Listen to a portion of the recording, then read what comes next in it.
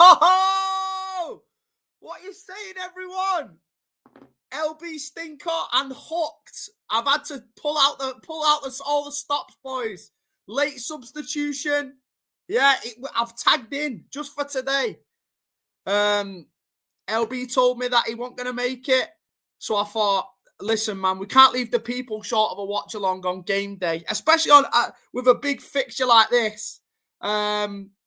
So yeah, here we are. First live watch along on the channel. We thought we might as well jump on it. It's not usually my bag. This is LB's kind of thing, you know. I usually just like doing the previews and the reviews of the game. But why not, man? Why not give it a little go? I've not got the astronaut mic on today. So we're already moving up in the world. So let's see what happens. Big up to everyone in the chat. We've already got 50 people in here. If you've not already liked, please hit the like button. Please subscribe if you haven't already as well. Let's talk about the team, man. Let's talk about the team because... Oh, I don't know, man. I don't know. Oh, big up DK, man. I fucking love that. We've got to come in clutch, yeah? If I expect the players to do it today, then we've got to be showing out for the people, haven't we? Big up, man. I appreciate it. So, the team. Oh, man. That midfield, bro. I can't lie. What are we saying? See, I feel bad saying it now because I said the same thing midweek for the Villarreal game and I got proved wrong. So now I feel like now I'm being gaslighted into being happy, innit? But realistically, I'm not. Especially against an Aston Villa midfield that's got the likes of like Onana, Morgan Rogers, John McGinn. Like, these kind of players are just built on athleticism, size, quickness, aggression. And I just don't see that in the midfield that we've put out. Like, you look at Reinders and you look at Bernardo. Aston Villa are going to hit us in transition today. And I'm already thinking about Bernardo and Reinders running back towards their own goal to try and stop a counter-attack. Does that fill you guys with much fucking hope? Listen, I'm not trying to be negative because I said the same thing about midweek. So I'm more than open to be proven wrong. Yeah? But just off first, I've got to be honest, innit? I've got to be honest. And just off first impressions, it ain't that. It ain't that for me. It ain't that for me. If Nico G's not fit, yeah. Oh, big up, Lewis, man. W's in the chat. New member. You actually the first one, bro. You're actually the first one. So that's going to go down in history, my guy. Yeah? Big up, bro. So if Nico G's not going to be fit, then you'd expect like a double pivot of like a Kovacic to come in with Bernardo. But for neither of them to be there and Nico G still be on the bench. Supposedly, someone tagged me in something on Twitter before as well, saying that it was Reinders playing the 6. And I thought, surely not. So supposedly Pep's come out and said that Reinders is going to be the 6 for this game. But I can't see that happening. Surely it's going to be Bernardo. And then you're going to expect the fact that Stones is starting, that he'll be that extra man dropping into midfield then when we're on the ball, innit? So then you'll kind of have a double pivot of Stones and Bernardo as your 2 6s in possession. And you'd expect kind of Reinders and Foden to be a little bit further forward than that. Kind of like, we've seen this before in the treble season, where you have like that kind of box midfield where the centre-back drops in. I know Lewis, and I know, bro, but is he that guy to play lone 6? I've not... Listen, I love Reinders going forward. I think he makes great runs going forward. But sometimes in transition defensively, he looks a bit slow to me, man. Looks a bit slow. Yeah, big up, Ethan. I keep saying I've just moved into this gaff, right? And I've still not got like a proper room set up. But I'm getting there. I've already upgraded to a laptop from an iPad. Yeah, I've got dual screen finally. So it's one step at a time, brother. Yeah. It's a slow process. You got to just bear with me, bro. But yeah, what are we saying? My predictions probably changed now, innit? I did say 3-1 originally. Let's have a proper look at let's have a proper look at the team and the setup. Obviously, Nunes deserves to start. I'm really surprised O'Reilly's not come back in. Yeah, big up, bro. F the room. Yeah, that's what I'm saying about Reinders. He don't really go into a challenge like that, like the other guys do. Do you know what I'm saying? We might be coming for a kind of shithouse result here. I can't lie. I did say 3-1 because I think that we was going to go out and get at Aston Villa's defence, which is probably their worst attribute, their defensive capabilities. But after seeing that, it looks. I personally believe that Pep's come for maybe a stinky 1-0 here. You know, a Haaland goal, and then we shut up shop. Do you know what I'm saying? I don't mind the Stones move for him to come in. Yeah, but I just expected, do you know, someone who's got a little bit more experience in the six to start to kind of alongside him. So yeah, it's a little bit mad. But like I've said, who am I to comment? Because I said the same thing about Rico in mid. Do you know what? Even Rico can probably find himself a little bit unlucky to miss out today as well after his performance midweek. Especially if Pep wants to play this control ball where we have a lot of possession. I think he can count himself pretty unlucky. But I kind of knew that he wouldn't go in the Cherky direction. I just knew that he wouldn't risk him today in an away game as big as this. Aston Villa are obviously in very good form in the Premier League. I know they lost midweek, but there was 5 wins in a row before that game midweek.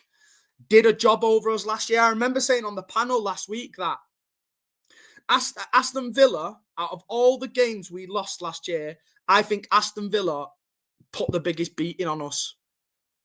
Like man for man across the park.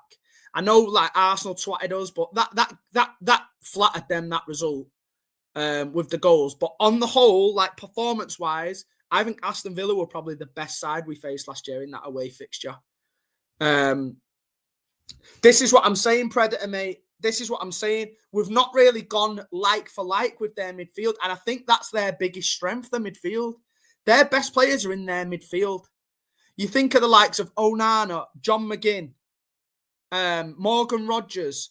They're all big athletes who are quick, they're strong, they use the body well on the ball.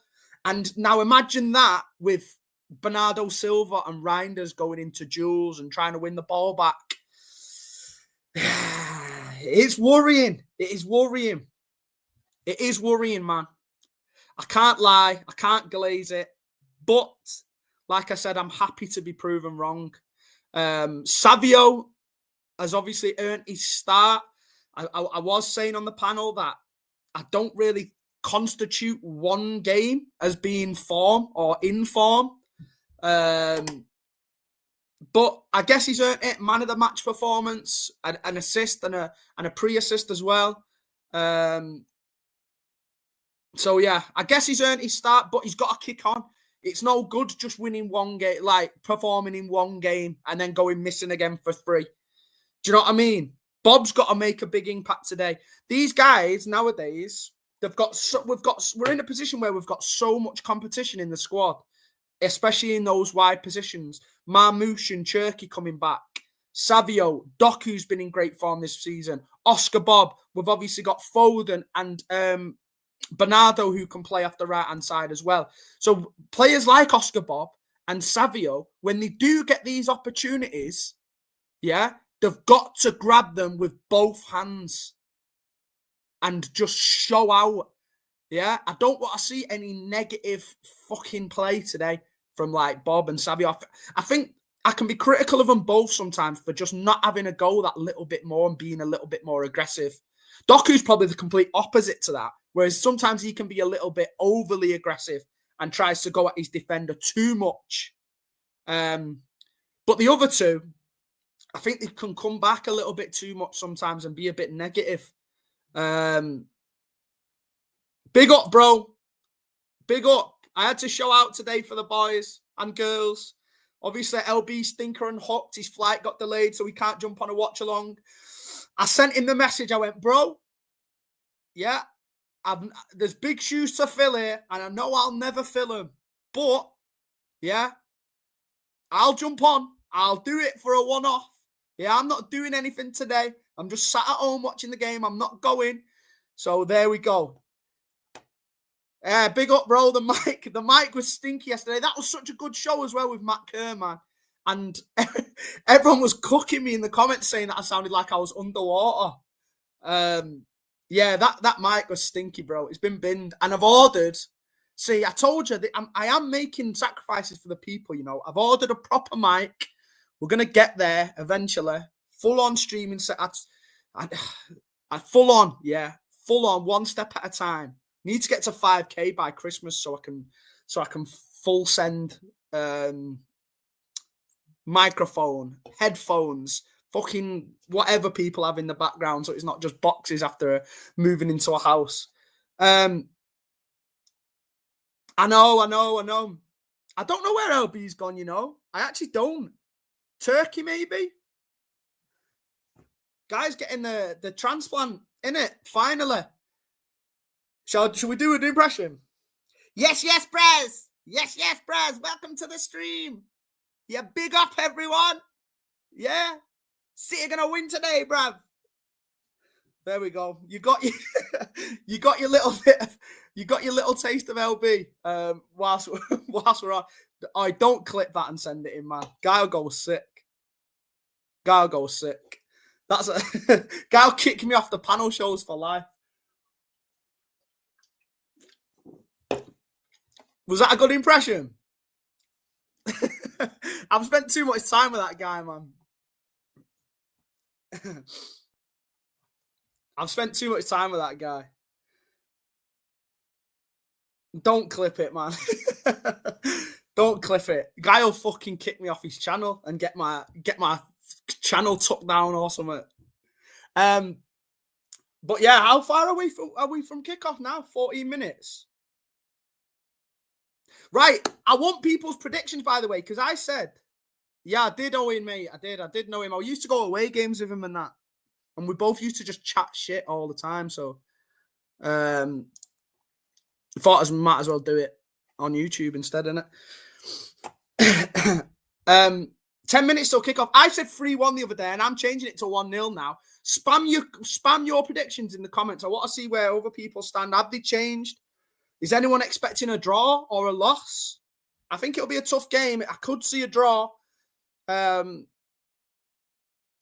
did say 3-1 City, but I thought we'd come with a more attacking team. So I think Pep's going to shithouse it now, man. And we're going to struggle with that midfield a little bit. 2-1, 2-1, 2-1. 2-1. 2-0 Donut. Big up Dylan. Yeah, that kit's fucking disgusting as well, isn't it? Maybe it's a good luck charm, though. See, listen, if we cook Villa today away from home in that kit, break it out for next week as well against Bournemouth. Why not? Bring the rain. 2-0. People are still confident, man, by the looks of it. 4-1 City from Matt. 3-2 Stonesy last-minute winner. Listen, yeah, I'm going to try and do a timer. But it's my first time in it, so I'm a boomer when it comes to this kind of stuff. So I might just have to vocalize it to you, like when the game starts. Would that work for people?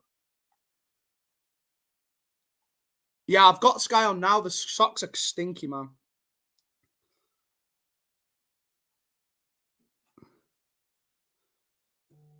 Would that work if I just say like when the game's starting? Because I might be a bit behind, innit? And we all need to be on the same page, man.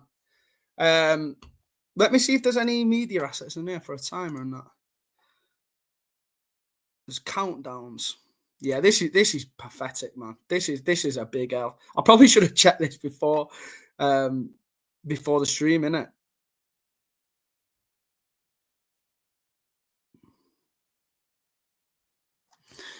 I'm not on Sky, Owen, mate. I'm on the radio. I'm watching on the radio. If you get me. So I'll have to tell you the time, innit? I'll have to tell you the time. I'll shout it out, innit? When the game's starting, I'll go 3, 2, 1, and then we'll be go.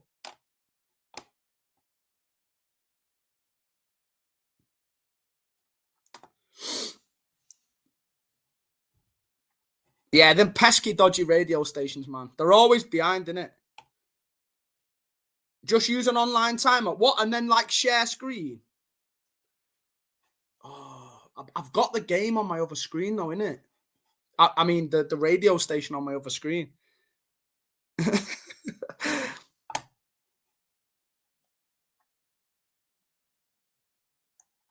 It is televised, isn't it? Oh, yeah. Yeah, I know. It's a joke, man. It's a joke. It's a joke that this game is televised. Listening to the radio is peak, man.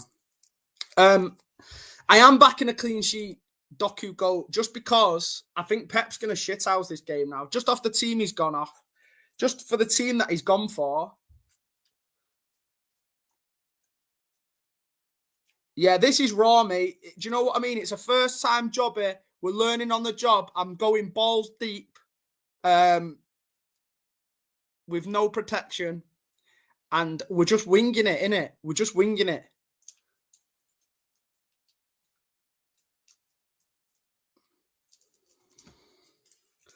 I need to try it. Yeah, next time I'll try and get I need to find a timer, innit? But I don't know if I can have a timer and a thing at the same time. And my face at the same time because I've got the game on my screen. I've got the radio station on my screen.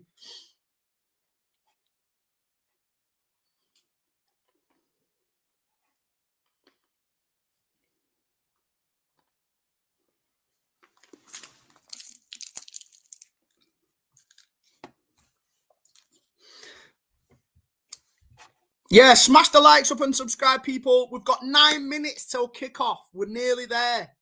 We're nearly there. Nerves are kicking in. Who's being so? Nah, I ate a sweet in it, and then I thought I can't eat a sweet and be on and be talking to people with a sweet in my mouth. I had the Granddad's Werther's original in my gob. I had to get rid of it last second. But yeah, this potentially, we might play them at their own game, man. Yeah, this was terrible last night. I'm not that confident, bro. I'm feeling like a 1-0 shithouse. I'm not that confident that we're going to blow them away like I was yesterday. I thought we'd win like 3-1 when I did my preview with Matt yesterday, and I've changed it to a 1-0 now. I think Pep's going to try and spam a Haaland goal in it and then just sit on it. Similar to the Brentford game, probably. Oh, big up, Ben, lad. Big up. Congrats on the PB, bro. Big up. I don't even think I could run 10K nowadays, so respect to you, man. Hey, don't be at it. Don't be hating, Walter, man. Listen, I've got everything spot on apart from this timer thing. But we'll make it work. We'll make it work. I'll count down to the kickoff, innit? What's the best radio station to listen on? BBC Radio IP. BBC Radio Fire Stick is a good one. Yeah, Steve Lewis is built different, man. Steve Lewis is built different. I love that guy. He's jokes. He's not been that active recently, has he? The guy's been living his best life. J Radio, yeah. J Media TV. Hit me up, man. Yeah, Savio's got a cook today for me. Savio's got a cook. Especially he's that kind of. He's the only one really with like pace on the counter attack as well. With Bob on the right wing. So if we're trying to hit them in transition, then Savio's got to be that guy, man. Savio has got to be that guy today. He's got to prove the haters wrong. Like I said, he's been getting a lot of stick from the fan base recently. When I was at the Everton game the other week, a lot of discourse in the home end, all for Savio, you know. A lot of the fans aren't feeling him at all. Big up, Amar, man. I appreciate it, bro. We're trying out here, innit? We're trying. I told you, it's new to me, innit? So we're learning on the job. Next time, yeah? Yesterday, I had a mic that sounded like I was underwater. We've made improvements, yeah? We've switched it up. We've been working with pet lenders behind the scenes. Now you can all hear me. But now I've not got a timer for the game. So, you know what happens? We learn from our mistakes again. And then next time, we get an even better setup. We have a timer. We have the game on. We have everything. And we just cook out the biggest and best live watch-along going. So, yeah, I'm on job, bro. I'm learning on job, but we'll see. We'll get there eventually. And like I say, I'll do a countdown to the kickoff. As soon as the game starts kicking off, I'll do everyone a countdown so we're on the same page. LB's pet lenders. He is, man. He is. He's not doing enough work with me behind the scenes, though. I've got to say. Yeah. He needs to do more. He needs to do that kind of Arteta to Raheem Sterling training. Yeah, and get me cooking. Yeah. Like Sterling, I'm not the most talented of the bunch. But when you get me moving in the right position, in the right areas, yeah, I can be destructive and dangerous. So there we go. Yeah. We'll get better. We'll get better. Maybe one day, man. Maybe one day. Yeah, we'll see. We'll try and hit it up. One day, a live one in person. That'd be pretty funny. Big up, bro. Thanks for coming in. Big up, Spados. Jay's Bernardo Silva, essentially. Mate, underrated Bernardo Silva. He's the glue. He's the glue in this team.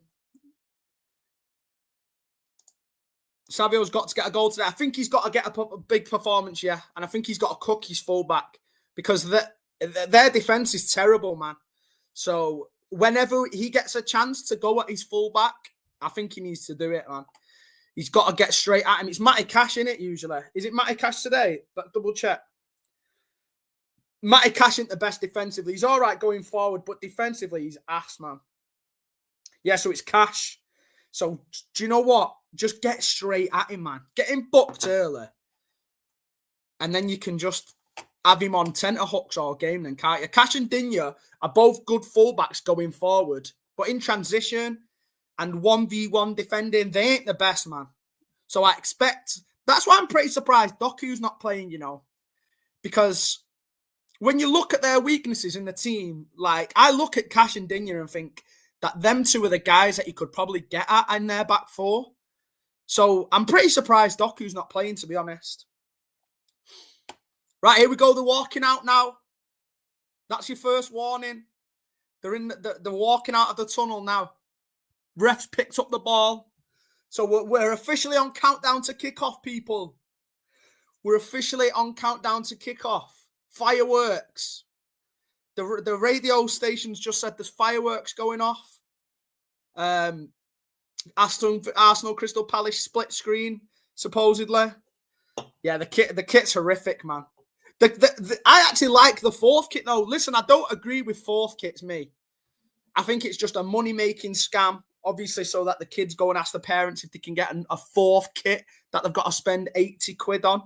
No DH gate tackle.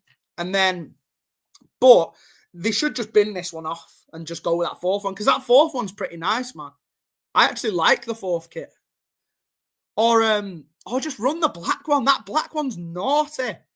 That black one's one of the nicest kits we've had for time. So why don't we just play in that all the time?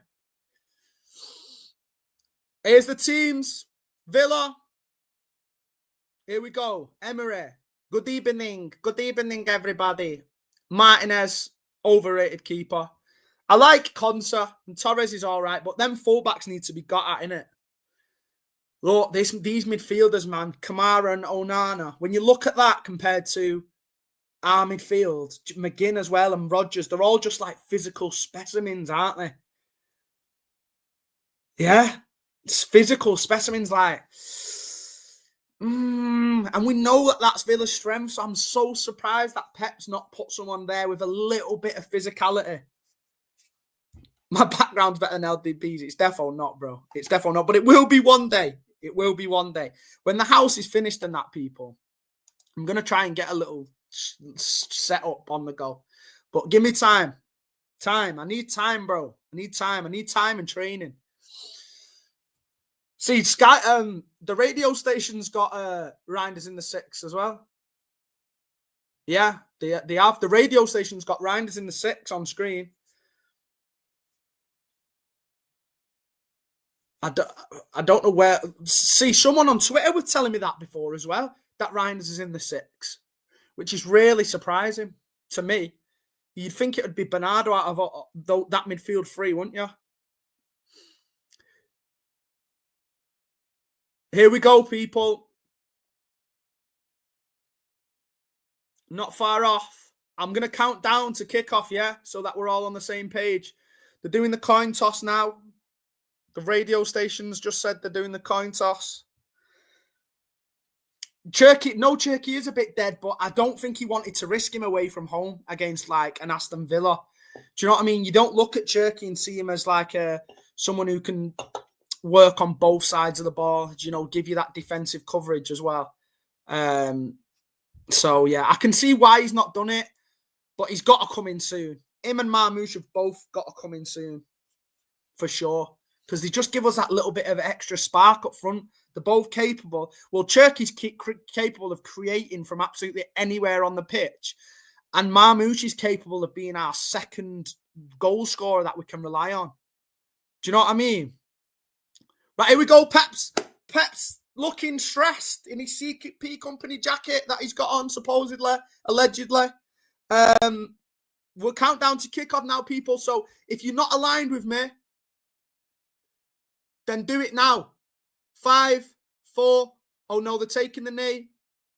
5, 4, 3, 2, 1. We're off. Yeah? Are we all together? We're off. I'll read the timer out now as well. So it's a back three in possession of Nunes, Diaz and Guardiola, similar to what we saw in midweek last week. Stones dropping into midfield. We're on 15 seconds currently in. Yeah, 16, 17, 18, 19, 20.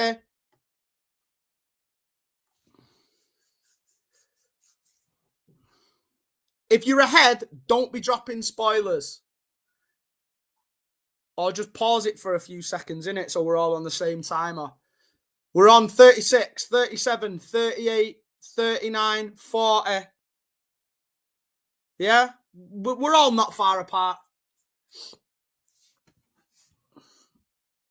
Villa are pressing high. It looks like they've come to put us under pressure on the ball, which probably helps that we've got Stones dropping into that midfield position because it gives you an extra man to be able to pass out from the back.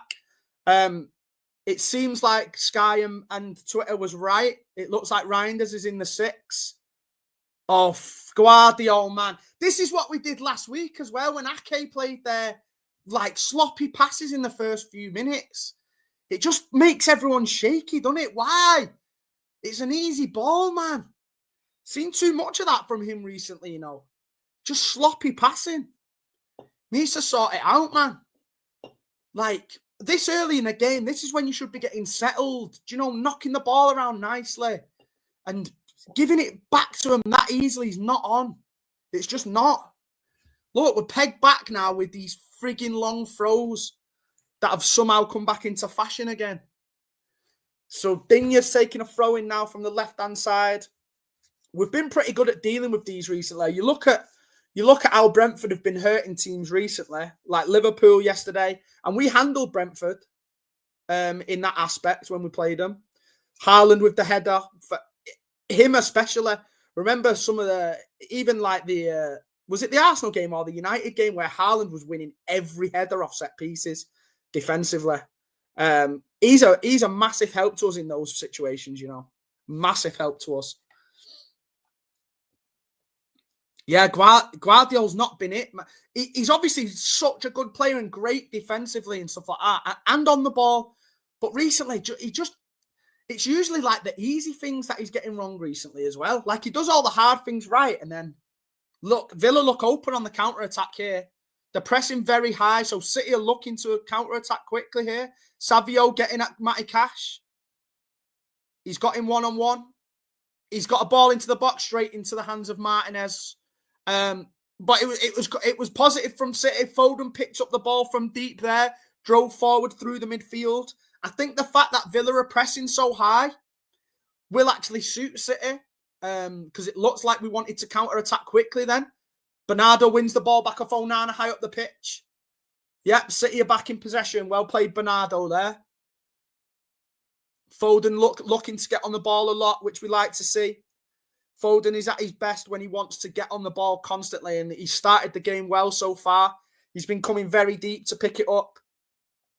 Savio squaring up Cash again. Yeah, he's looking to get to the byline. He's not. The cross wasn't the best along the floor. Needs to try and, if we've got Erling Haaland in the box, you've got to try and clip the ball in, haven't you, so we can try and get his head on it. Diaz covering.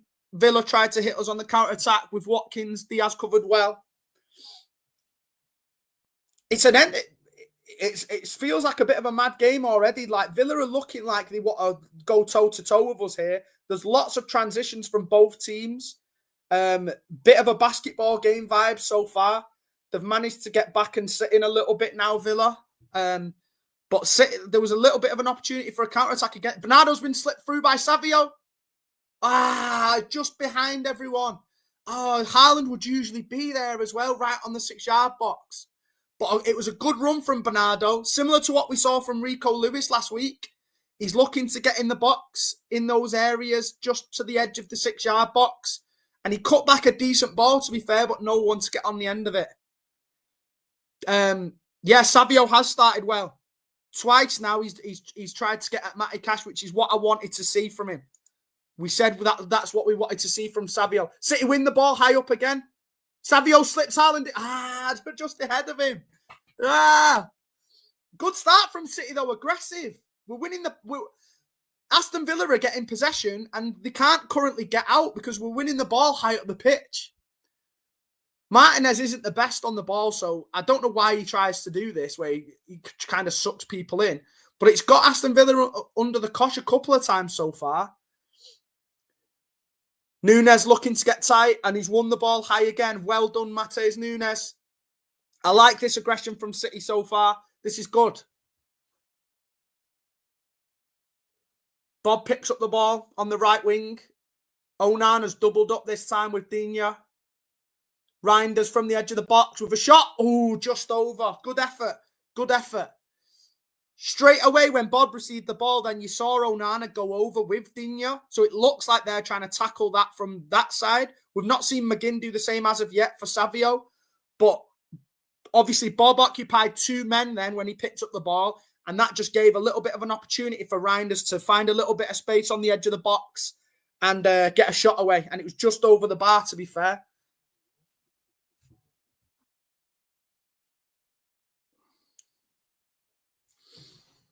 But yeah, look, Martinez can't play out. We're pressed very high up the pitch. So obviously when he can't pass it short, he's going long like that. And he's one of them like Jordan Pickford that he can't really kick long. So straight out of play and City get the ball back again. It's been a pretty positive start, to be fair. I can't lie.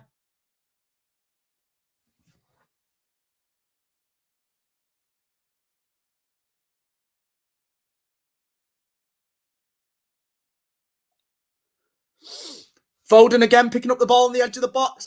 Just over hit to Bob. He manages to stop it going out for a goal kick and it's a throw-in. The pass was on again, though. The pass was on again. Pep's not happy with that by the looks of it. That's where we need that little bit of creative spark. Do you know what I mean? Like, if that's I don't see that as being Foden's strongest side of his game, you know. I know he loves to drive forward with the ball, but he's a better goal scorer than a creator, Phil Foden. But if that's like a Cherky or like a De Bruyne in previous years, he weights that perfectly, doesn't he, to Oscar Bob there.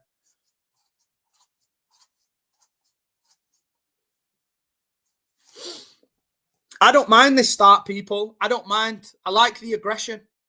Look, they're struggling to play out from the back. They kind of, every time they get the ball at the back here in the back four, they have to keep going long.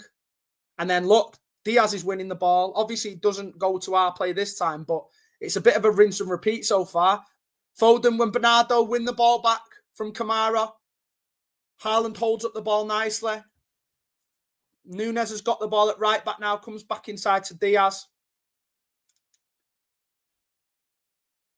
Poor pass to Bernardo, bit of a hospital ball, but he manages to keep it alive.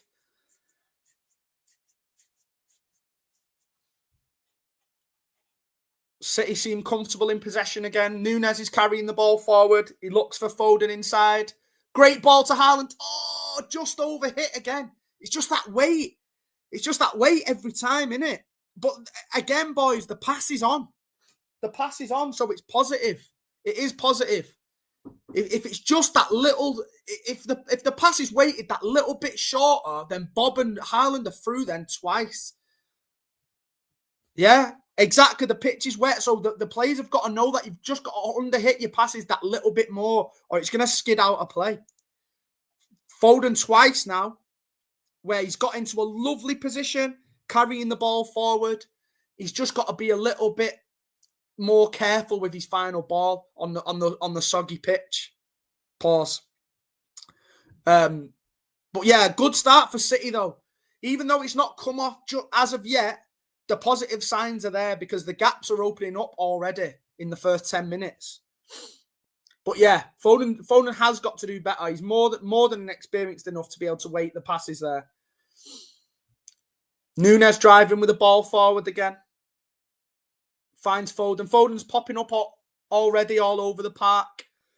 He's seen him in central areas, picking up the ball from the right-hand side now.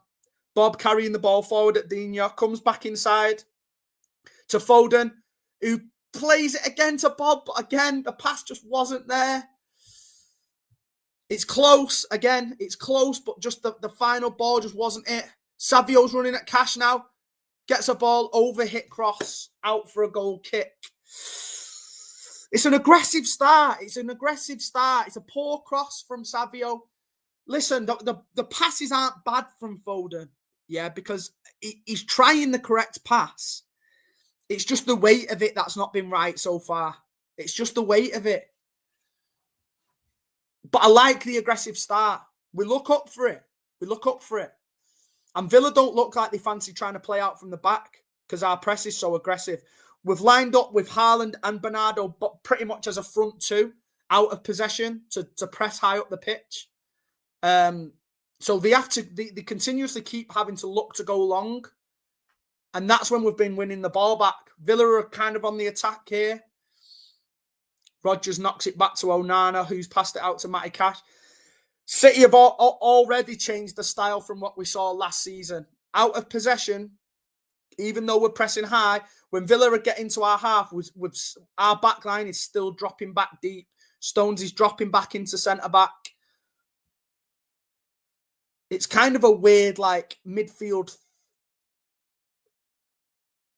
Yeah, it feels a bit weird because Bernardo's almost up front with Haaland out of possession. And then it's more Savio, Reinders and Foden who are the midfield three when we're defending, which is weird. But maybe that's to tackle the fact that Bernardo's not that great in transition defensively. But yeah, out of possession there, Bernardo's the man up front with Haaland, if you can see.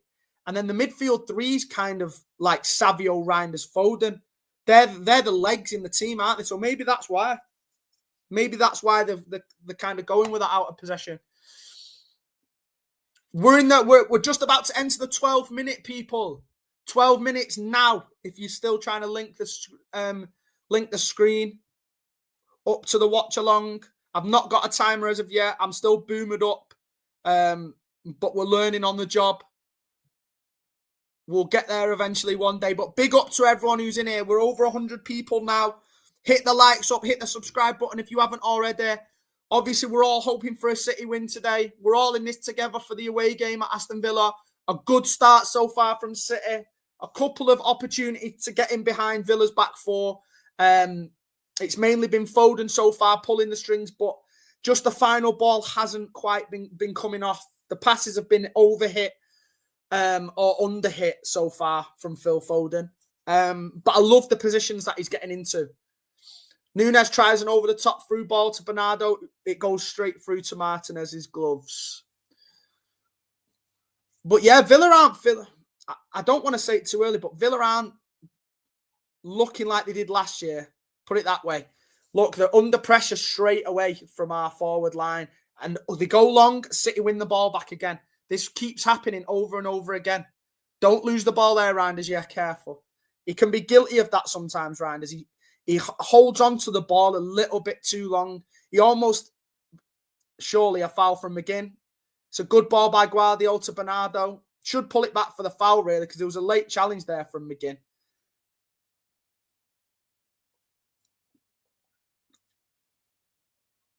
Rodgers in the midfield. Stones tries to win the ball, but gets caught out. This is where we could end up getting hurt eventually. If the midfield transitions past Stones whilst he's out of position, we're in trouble. Watkins goes past Núñez. Diaz clears. Good defending. Núñez dived in a little bit then and allowed Watkins to come back inside, but Diaz ended up dealing with it pretty well and gets the ball clear.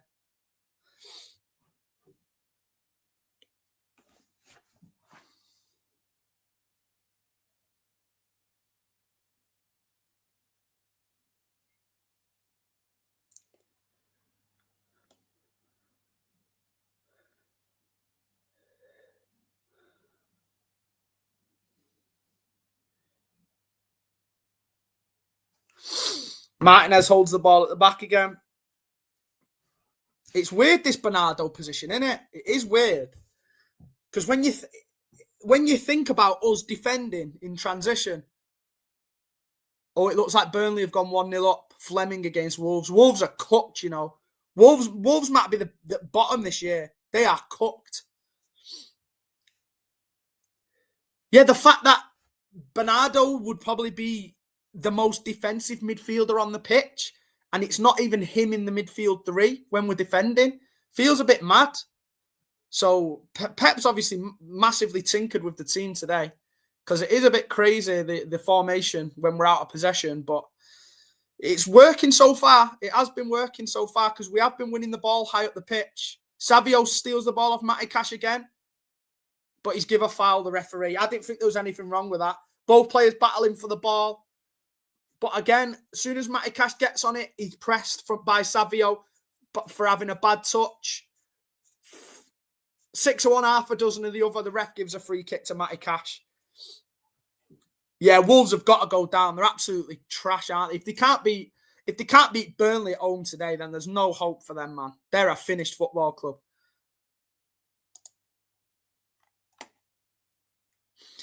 Yeah, the midfield out of possession, man. A midfield three of Foden, Reinders and Savio defending against Rodgers and Onana and McGinn. It's a little bit sketchy, isn't it? But it might be because it gives pace. See what I mean? Buendia runs through 2 challenges. Rodgers is on the edge of the box with a chance. Watkins is through on goal. Núñez got back well and Stones blocks the shot, but we were caught then in transition because there was nobody to win the first challenge in the midfield. I think it was Bernardo and Bob or Foden, and they both bounced off Buendia. And then he was pretty much through then to try and play an Aston Villa player through on goal. It wasn't good viewing that. That's why we need a little bit of physicality in there.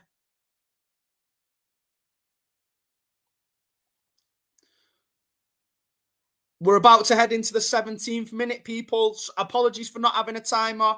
17th minute now. I will have a timer next time, but I'm just letting you know where we're up to in the game so we can try and keep synced with each other. 17-8, 17-9, 17-10, 17-11. I will try and give as many updates as I can throughout the game. Martinez has the ball at the back, pressed by Savio. See, he still looks a bit sketchy in possession, Martinez. I think we can really get at that today. High line from City there. Could have ended it disastrously. Watkins did make a run in behind. McGinn looks for Rodgers over the top. Guardiola deals with it. Not great. Not great. Cash wins the ball back high, but Guardiola manages to push him back towards the halfway line, luckily. Again there, we looked a little bit short in transition on the Villa counter-attack. And a better ball from McGinn. Could have seen Rodgers through on goal. No. Nunes. Well done, Mateus Nunes. Give the foul, ref. Give the foul. Nunes, unbelievable tackle there. Because Digne had a pass on to Watkins, who was in the area, who was goal side of Diaz. Nunes showed great pace and got there and won the ball in front of Digne and should have got a foul. He should have got a foul. But fantastic defending from my ex-girlfriend, Mateus Nunes. Yeah, we're in a good place at the moment. Big up, Amar, bro. How is Bob starting over Cherky? It's a sticky one, innit? I don't think Pep's fully there with Cherky yet away from home against tough physical teams. I think he likes to rely on the players who can give a little bit more defensively.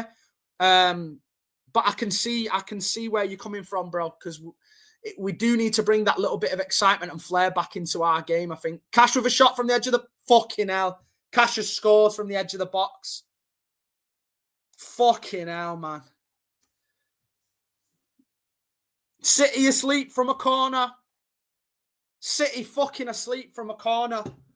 They've gone short to the edge of the box. It should have been a foul on Nunes as well. It should. That ref, man. Fuck off.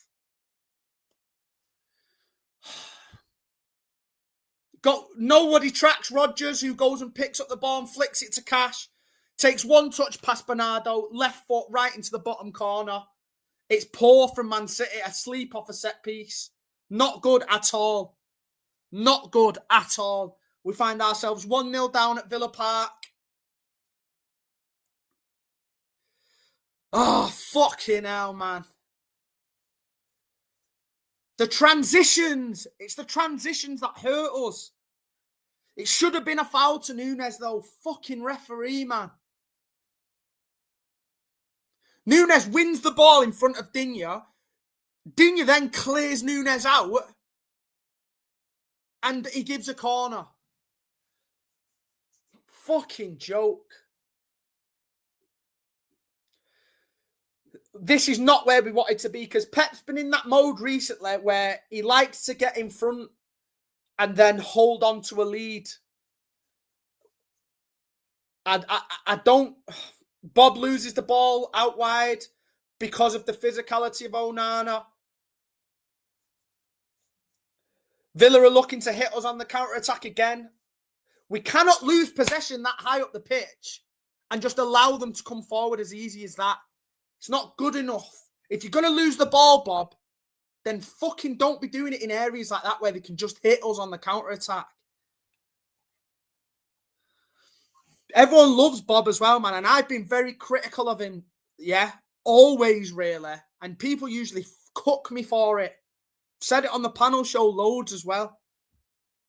Very, very weak sometimes. Bernardo plays Haaland through on goal. Haaland's through on his left foot.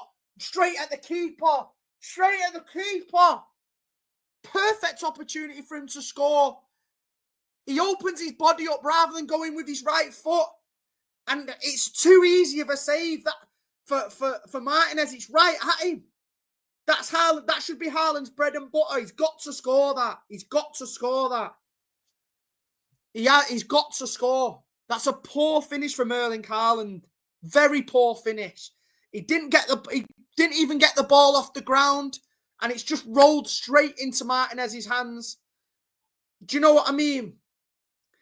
If you're going to miss, yeah, at least make him parry it back out by whacking it. The fact that he's just rolled it straight into his hands and he's able to just collect the ball and pick it up, that's not good enough for me, Erling, man. It's not. Should be 1-1. Should be 1-1. That's poor from the big man. I expect more from him there, especially the form that he's been in recently. He's got to be burying that. Well done to Bernardo, though, finding that space. Aston Villa are finding it difficult to pick up his run at the moment. He keeps making that ghosting run in behind whilst Haaland occupies the centre-backs. And we've found him a couple of times so far.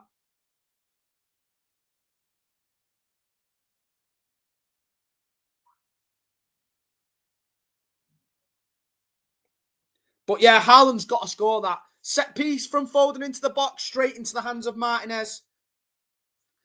Not a good delivery. Not a good delivery from Foden. Far too close to the keeper. Martinez looked to go long. Well collected by Bernardo. He's having a pretty good game so far, Bernardo. Did well defensively there to get the ball back. Reinders out to Guardiola. See, Villa are happy to sit in now. See, when we had them pressing us high up the pitch, we looked like we could get in behind them on numerous occasions where the ball was overhit to Haaland, to Bob, Bernardo through to Haaland then. But now they've got the 1-0 lead. They're just happy to sit in.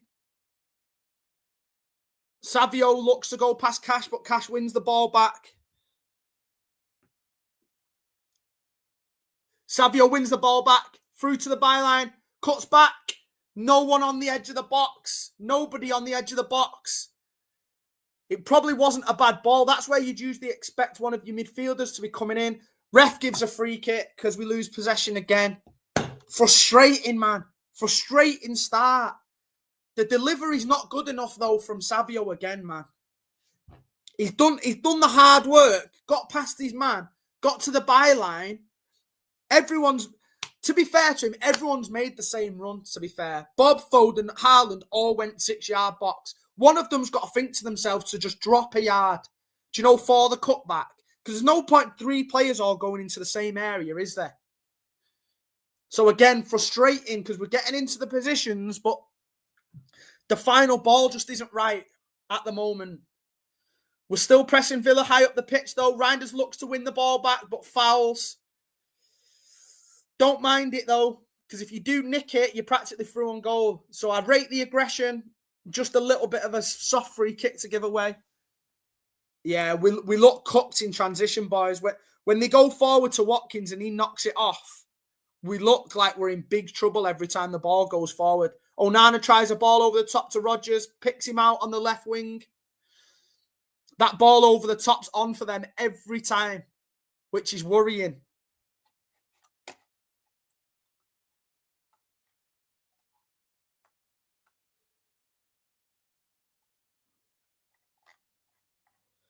It is worrying. Big up for the super chat, Amar. Fuck Pep, same crap, New Year. Bunch of jokers. Still early days yet, mate. I won't be pulling your hair out just yet. Give it chance, because I did say the same midweek where I wasn't happy with the team. We have got into the positions to score. We have looked decent going forward. It's just very worrying in transition, which is what I did call out before the game when I saw that midfield. The physicality of the midfield just isn't good enough to go against an Aston Villa away from home. And the way that they've managed to carry the ball out from the back because of our inability to win the ball. Like you've seen Buendia run past Bernardo. You've seen the likes of McGinn and Rodgers be able to run through our midfield. There's not enough athletes in there for me, or ball winners. But it's early days yet, mate. If we can get one back, which we've been close to, let's not forget Haaland's just missed a one-on-one that he should have buried and would have been back to 1-1. Would have been back to 1-1 there, and do you know what I mean? We could be talking about going and get a lead. So game stopped for a bit. Buendia's down. Big up for people sending you super chats. I do appreciate it. Always, obviously, help support the channel loads. So big up. Appreciate you all. What are everyone's thoughts, man, whilst we've got this little break in play? A little time count. we're going into the 27th minute right now. 27:01, 27:02, 27:03, 27:04. Just if people wanted to sync up. It looks like there's a goal for Bournemouth. Bournemouth have gone 1-0 up by the looks of things off a set piece. Everyone's scoring but us, people. Everyone's scoring but us. Not good. Not good. The wingers. Listen, Savio's got at Cash a few times and at least got into some dangerous positions. This is poor from this corner, man.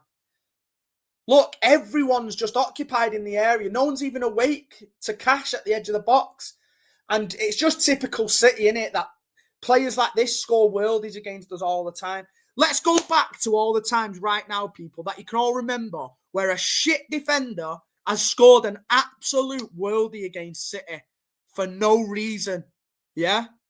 Calafiore at the Etihad. Yeah? Who was that one for Bournemouth as well? Was it Charlie Daniels? That left foot fucking pinger from the left-hand side of the box. Yeah, people score worldies against us all the time. It does my head in. It does my fucking head in. Buendia off. He looked like he was having a good game, to be fair. Is it Sancho coming on? Don't let him fucking score against us, boys. Whatever you do, do not let this bum score against us. That's one thing I ask from you. Do not let this fraud score against us, man. Yeah, Andros Townsend did it. Not a defender, but again, an average player. Like, City always concede worldies, man. I think we're just born unlucky. Big up, John, mate. I think Doku should have started today, bro. Especially against, like, Matty Cash and Luca Digne. That's their weak link in that back four. Like, them fullbacks can be got at big time. Big time. And who better to get at a fullback and get him under pressure from the get-go than fucking Doku? Do you know what I'm saying? Savio's cooked Cash a few times already, to be fair. Oscar Bob ain't it for me. Yeah, he's just not it for me. He's very negative, very safe. He's not physical or quick. Villa on the counter-attack again. Watkins has got Diaz one-on-one. He's been pushed out a little wide. Don't get beat. Shot from Sancho, blocked by Stones. Out to Kamara, out to McGinn, edge of the box. Fucking hell, it was nearly 2-0. Nearly fucking 2-0, boys. We're getting cooked. What are we doing? What are we doing? The whole back four's all over the place. Look at that staggered line. They were looking to block shots. Where's Reinders here? Who you marking, Reinders? And then McGinn's free on the edge of the box. It should be 2-0. Should be 2-0 to Villa. Not good enough for Man City. In transition again. We're lucky not to be 2-0 down, man. And where did we lose the ball again? Up on the right wing with Oscar Bob, who just gets physically out-muscled. Villa win possession, counter-attack, and nearly score. And now they've got another corner. Where the midfield was non-existent then. Non-existent. Digne swings it in. Free header. Diaz manages to block it, but it was a free header for Watkins then. My God. Foden picks the ball up in the left-back position. Looks to pass it forward quickly to Savio. City get the ball back under control. But there's a lot of chaos in this game so far, and it's not good, man. Chaos is not what you need when you're away from home in the Premier League. Bob spins on the ball. It looks like Bernardo's gone out to the right wing now. I don't know whether that's a tactical change or it's just temporary. Bob's looking to get into some more central areas. I think maybe Pep's seen that Bob's just getting muscled off the ball on the right wing and it's hurting us. So it looks like he's swapped Bernardo and Bob currently. And Bob's up kind of just in behind Haaland. Savio swings a ball in. Headed out by Villa. McGinn picks the ball up and they look to break on us again. Rodgers runs past Reinders like he don't even exist. City look slow in transition again. The midfield is nowhere. Bernardo just about manages to get back in. Oh, man. Do you see that passage of play then, though? When Villa win the ball, yeah, our back four's there, but there's nobody else there. Like, Reinders is running in mud to try and get back. There's no defensive transition in that midfield whatsoever. City have got the ball back. Foden passes out to Savio. Nice ball to him for him to run onto. Savio's looking to get at Cash again. A poor ball again. Simple pass. It's a simple pass. 10 yards inside. City lose possession again. What are we doing? Playing like fucking idiots, man. Listen, I don't mind if you don't have the physical capabilities or you get muscled off someone bigger than you. But how are you playing? How can you not play a 10-yard pass as a professional footballer? It's fucking easy work. You've squared up your defender. We're on the counter-attack. Bernardo's there.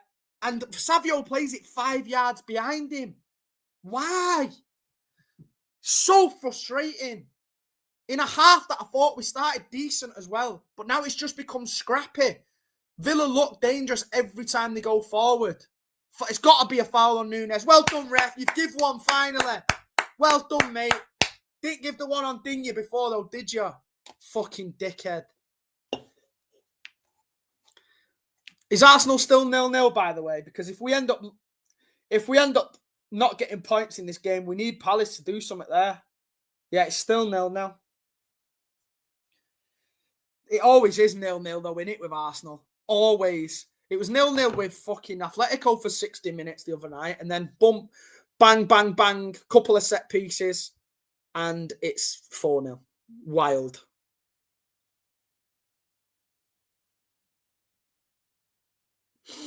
City in possession again. Villa sat deep. Villa will be happy to get into the half now, I think, with a 1-goal lead. So they've got 11 men behind the ball. City are being a little bit more patient with it. Reinders looks to drive. Slides in Bernardo, but it's behind him again. Offside. The pass came too late. Bernardo had made the run. Reinders probably passed it to him a split second too late, and then Bernardo's offside. It was behind him anyway, so it was a shit ball anyway. But again, very frustrating. Very frustrating. We're going into the 35th minute, people. If you need an update, 35 minutes now. 35:01, 35:02, 35:03, 35:04, 35:05. Martinez has gone long. Stones wins the header. Straight back to a Villa player. Lucky the linesman flagged. Because Stones won a header then, yeah, nodded it down into a midfield area, and there was not one midfielder in sight, and it went straight to McGinn. Yeah? Make it make sense. Make that make sense. How is our centre-back winning a header at the back, and it's just a flat line of Villa players ready to pick up the ball? That midfield needs to change. Needs to change.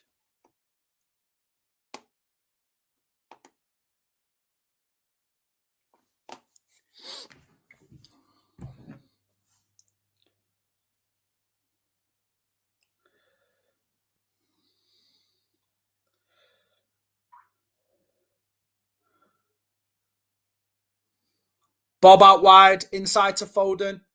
Poor ball again. Poor ball. Tried to find Stones. Nunes wins the ball up high, though. Poor ball to Bernardo. No foul, ref. Scrappy game. Scrappy game. Savio out to Guardiol. Poor ball again. Guardiol. Is it a pen? Guardiol knocks it off to Savio. Villa have won it back. He's give handball against Guardiol. So scrappy. So scrappy, man. Foden's asking the ref to check the foul on if it was a pen on Guardiol. Guardiol does win the ball. Is he touched? Nah, it's not enough. Rodgers gives him a little nudge into Kamara, but it's not enough for a penalty.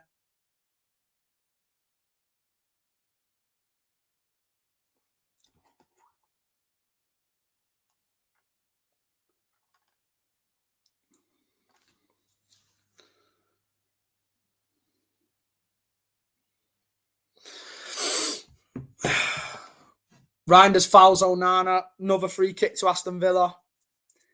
Getting too scrappy this game for me, boys. Too scrappy. We need to settle down. Settle down. Get control back. There's not really much control in that midfield. Onana flicks the ball over Reinders. Reinders brings him down. Villa are able to get set again with a free kick pretty deep in their half. The thing is with Foden, yeah, I can see people saying 24, 25 Foden returns. He's getting into all the right areas. It's just the final ball that's been poor. Watkins is running at Stones in the box. Núñez doubles up with him. Out to Digne. Stones manages to get a block in. Bob and Foden come back to help out. City are very, very deep in their own box here whilst Villa try and go forward. Onana plays a poor Bob. Poor ball. Bob tried to spring the counter-attack to Haaland, but Onana there to muscle him out the way. Finally, I see an Aston Villa player kick the ball out of play rather than one of ours. Get in there. Thank God. We've seen an Aston Villa player hit a misplaced pass out of play. That's not one of our players. Thank the Lord. Because after 1 minute, I saw fucking Guardiola whack a 10-yard pass out of play. Yeah, Arsenal 1-0, boys. Fuck's sake. Eze, 39th minute. We're cooked. We cannot let these frauds win the league. Savio. Savio's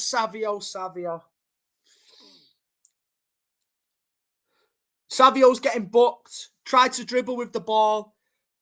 Taking touches like he's got Timberland boots on. Runs it far too close to the midfielder. Ends up diving in. And it's a pretty poor challenge on Rodgers. Wins the ball, but follows through a little bit with his studs. And it's a fair booking. It's poor from Savio, man. Very poor. Why after what? This is what I mean, right? Why after one game were people telling me, oh my God, I've just seen the Arsenal goal. It's off a fucking free kick again. It's off a set piece again, boys. Fucking off a set piece again. Rice lumps it into the box. It gets nodded down and Eze whacks it in from the edge of the area. What I was saying then, why Savio after one game are people trying to tell me that he's undroppable now after one game? Do you know what I mean? Cross into the box, dangerous again. Núñez manages to head it out for a corner. City are under the cosh. When Doku has been one of our best players this season, yeah, granted, he's not been great in the last few games, but on the whole, he's been one of our best players this season. Yeah? And you can see that Aston Villa have got attacking fullbacks who can't defend. Why would you not use the best winger in the world at going past people? Why? Whipped in. Oh, Diaz won the header, I think. Flicked it on, back to the other corner. McGinn picks it up. Swings it in with his right foot. It's a good header from Haaland defensively, to be fair. City try and push out with Bob and Foden. We managed to force it back to Martinez, who looks to go long again and kicks out of play. I told you, Martinez can't kick for shit, man. We need to keep making that guy go long because he's trash.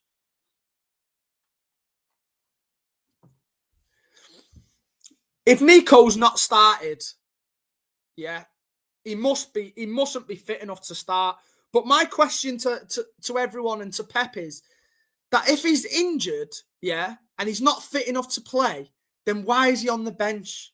Do you know what I mean? If you're fit enough to be on the bench, then in my opinion, you should be fit enough to play. Yeah, because you're going to probably end up bringing him on anyway.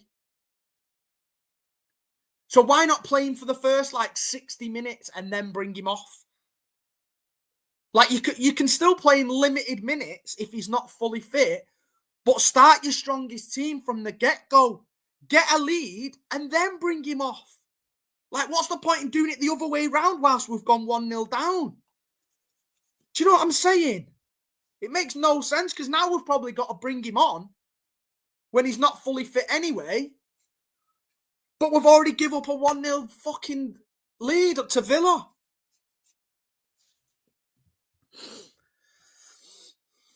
Guardiola to Reinders. Villa are very deep now. Villa are trying to sit on this 1-0 lead into the break. Savio out wide inside to Stones. A lot of tippy-tappy passing on the edge of the box now for City. Nunes to Foden. Foden tries to swing one out to Savio. It looks overhit again. Yeah, it was overhit again from Foden. Savio tries to hook it back in, but doesn't make good contact. Straight into Martinez's hands. Not good at all. Foden's passing's been well off it today. His dribbling and his positioning has been pretty good. He's drove into some good positions, but every single time that it's come to him playing a pass in behind or a little chip over the top, it's been overhit or underhit. He's just not got his passing right at all today. That's what I like to see. Make Martinez go long because he loses it every time. Again, get that keeper under pressure and we'll win the ball back. Exactly what I said. Martinez goes long, City win the ball back. Stones on the edge of the box. Tries to play Haaland in. Cut out by Onana. Again, final ball, not great. Nunes manages to wrestle it back from Watkins. This guy slips like he always does. Guy plays in fucking flippers. I don't know what boots that guy wears yet or who sponsors him. But they need fucking sacking. Yeah, because I've never seen a full game where Nunes hasn't slipped on his ass. Get him rugby boots, man. He needs 4-inch fucking heels on to dig into the ground because I'm sick of seeing him falling over. We were lucky to get away with it there. If that was any further back, we could have been hit and hurt.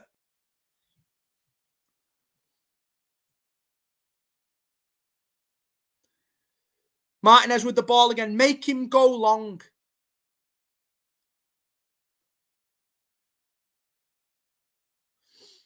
Digne clips it up to Rodgers.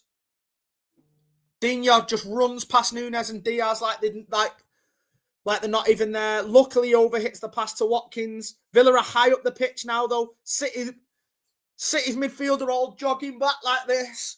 Like, oh, God, I can't be arsed. Like, they don't even know how to fucking run. Oh, God, this is painful, boys.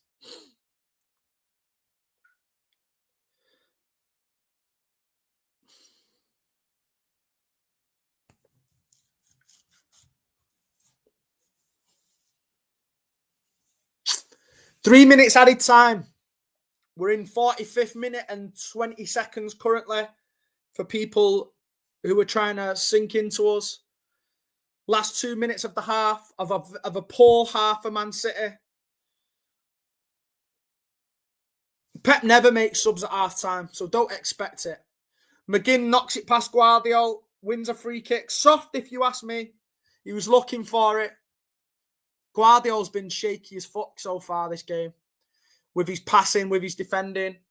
He just looks like he gets his body in front of him there for me. It's very soft from McGinn. But he's like that, innit? He's like that.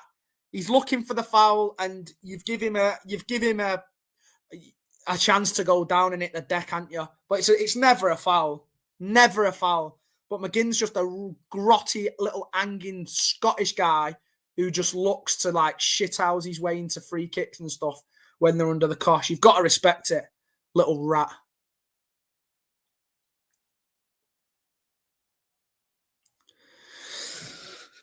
Matty Cash stands over the ball. Please defend this City, man. Make some sort of pirate signal with his arms. Get it out. Bernardo clears. Nobody wants to win them headers in there today. That's a few times now where a corner or a cross has gone in and nobody heads it and it kind of just bobbles around a couple of men before someone actually finally clears the ball. Now, if that keeps happening, don't be surprised if it ends up falling to a Villa player and they whack it in the net because nobody currently is going and being aggressive to win these set pieces into the box. 1 minute left of the half. City are trying to press out again. Villa have looked like the better side in the last 10, 15 minutes here. They're knocking it about nicely. Nunes just cuts it out. Donnarumma kicks the ball straight into the air under pressure from a back pass. McGinn going forward down the right wing, crosses it in. Someone finally wins a header. Diaz gets it clear. Savio, win us a free kick, yeah? Use your brain like McGinn does. Owen manages to find a pass to Haaland, who then wins us a free kick. Have we got enough time to get the ball up? Haaland knocks it off nicely to Reinders. I think the ref's probably going to blow. Foden, you got to be quick, lad. Fuck! Just knock it off quick. We're over the time here. Have we got time to have one more attack? No. Ref blows for half-time. Aston Villa 1, Manchester City 0. Matty Cash screamer with his left foot. The right back with his left foot. The right back who can't defend with his left foot. Screamer from the edge of the box. Whilst Manchester City are sleeping from a corner. And we find ourselves 1-0 down. Poor half from Manchester City. First 10 minutes, I thought things were looking relatively positive. Aston Villa were pressing high up the pitch and we looked like we could counter-attack on them. There was a couple of times where we could slide Haaland in and slide Bob in. But the passing in general has been very poor, people. It's been very, very poor. And as predicted, yeah, I was trying not to be negative before the game because I got proven wrong in midweek when I saw the midfield. But as predicted, we are getting overrun in midfield. Physically,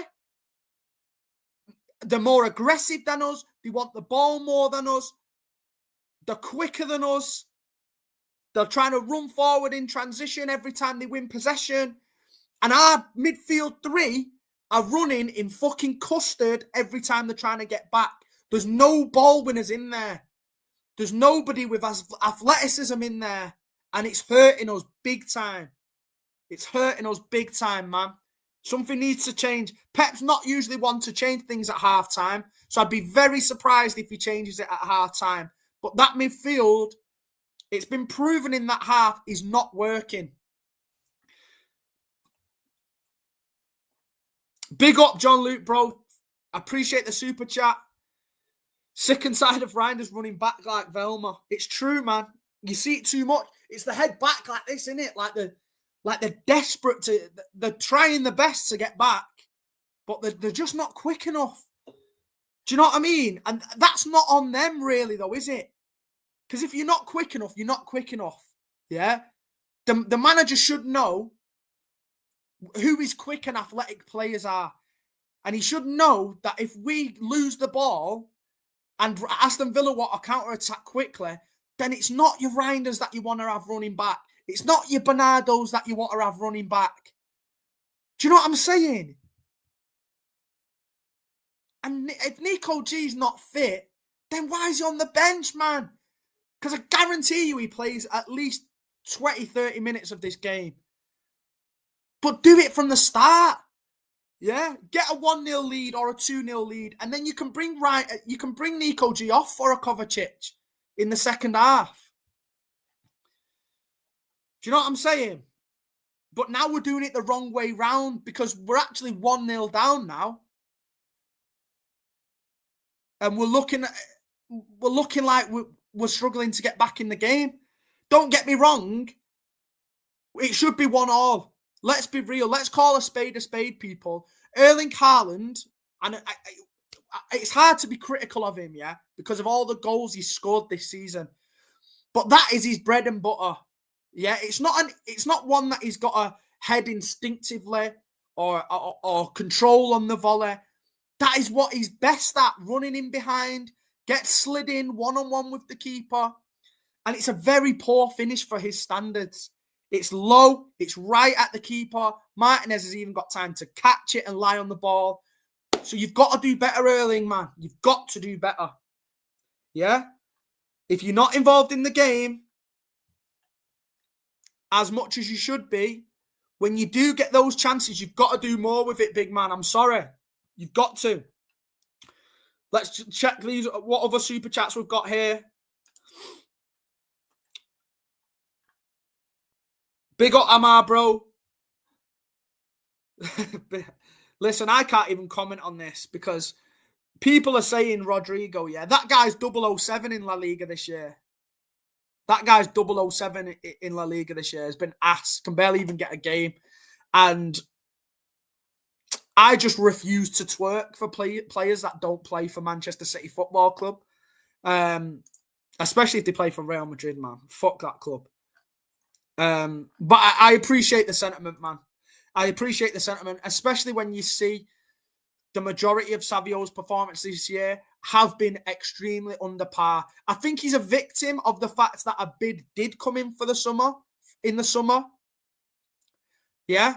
I think if that £70 million bid didn't come in the summer for Savio, I don't think you'd be hearing him getting criticised as much as he has been. Do you know what I'm saying? But obviously, because we turned down a big bid like that, he's been open to big time criticism for this fan base, and I do understand where it comes from, because if you do turn down a big bid and put faith in the guy, let's not forget he's just got a new contract as well, then you do expect more, and you've got to expect more from him. I've had an issue with this club so much in the last 12 months where I feel like we've been rewarding people with contracts who haven't been good enough. Yeah, I think contracts should be earned with class performances. So based off of last season, there's not one person in that team who should have been rewarded with a big contract. Yeah, some of them have improved and stepped up this year. I've been very critical of Ruben Diaz in the past. Since he's got that new contract, he's been miles better. Don't get me wrong, I think a lot of that comes down to Pep's changing style of play. The fact we've dropped back 5-10 yards when we're defending. I think he's less exposed on the counter-attack because we don't play the high line anymore. But again, you've got to question some of the club's decisions, man. What do we do then, people? Listen, if it was up to me, at half-time, I'd be making changes already, but I don't think Pep will. I genuinely don't think Pep will.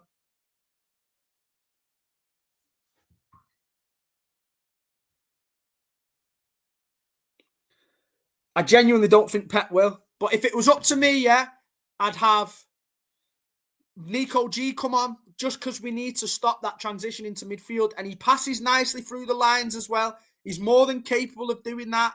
And I'd probably want to see Doku as well. I'd do Doku for Bob, honestly. I think Bob's been very, very poor. Very poor. And I know Savio makes mistakes. Yeah, but at least he still drives forward aggressively. He still gets to the byline. He still gets crosses into the box, albeit not great crosses so far. But he's still been in those positions. Whereas Bob's just been a bit of a nothing player. Like, what? You don't really see him trying to go at someone. He doesn't really bring anything defensively. He gets bullied off the ball a lot. A lot of Aston Villa counterattacks then came from Bob being bullied off the ball. So, Nico G on for me. Who do you do it for, though? You can't really hook grinders, can you? Bernardo's probably been one of our better players, so I can't really see him hooking him. You could go Nico G for Bob and then play Foden from the right. Nico G for Bob, Foden from the right. And then do you do Savio for Doku maybe? And then we're going to, if it gets to the 60th, 65th minute and we've still not got a goal, you've got to send Cherky on, man. He's the only player that can probably unlock this defence. I keep saying Foden's strength isn't finding those nice, cute passes in behind the back four. I am convinced if Cherky was in those similar positions, that Foden got to in that half then, he just waits to pass a lot better. He's just got that creative instincts more than Foden has. Don't get me wrong, Foden's obviously a much better goal scorer. I think he carries the ball a lot better, drives forward probably a lot better. But Cherky's that creative spark, innit? And when you've got a striker up front whose best talent is just putting the ball in the back of the net, then you need players on the pitch that can feed him. Yeah? You need players on the pitch that can put it on a plate for him. Because when it's on a plate, 9 times out of 10, he buries it. And it's just a shame that the 1 time out of 10 was in that fucking first half then. When he hits that shot into the floor again, man. Very frustrating. Very frustrating indeed, man. Where do we see things going? Let me know. Who do we want to see on second half? Got 5 subs that we can make here. Who do people want to see? Do we want to see Nico G on? Do we want to try and stop this counter-attacking football?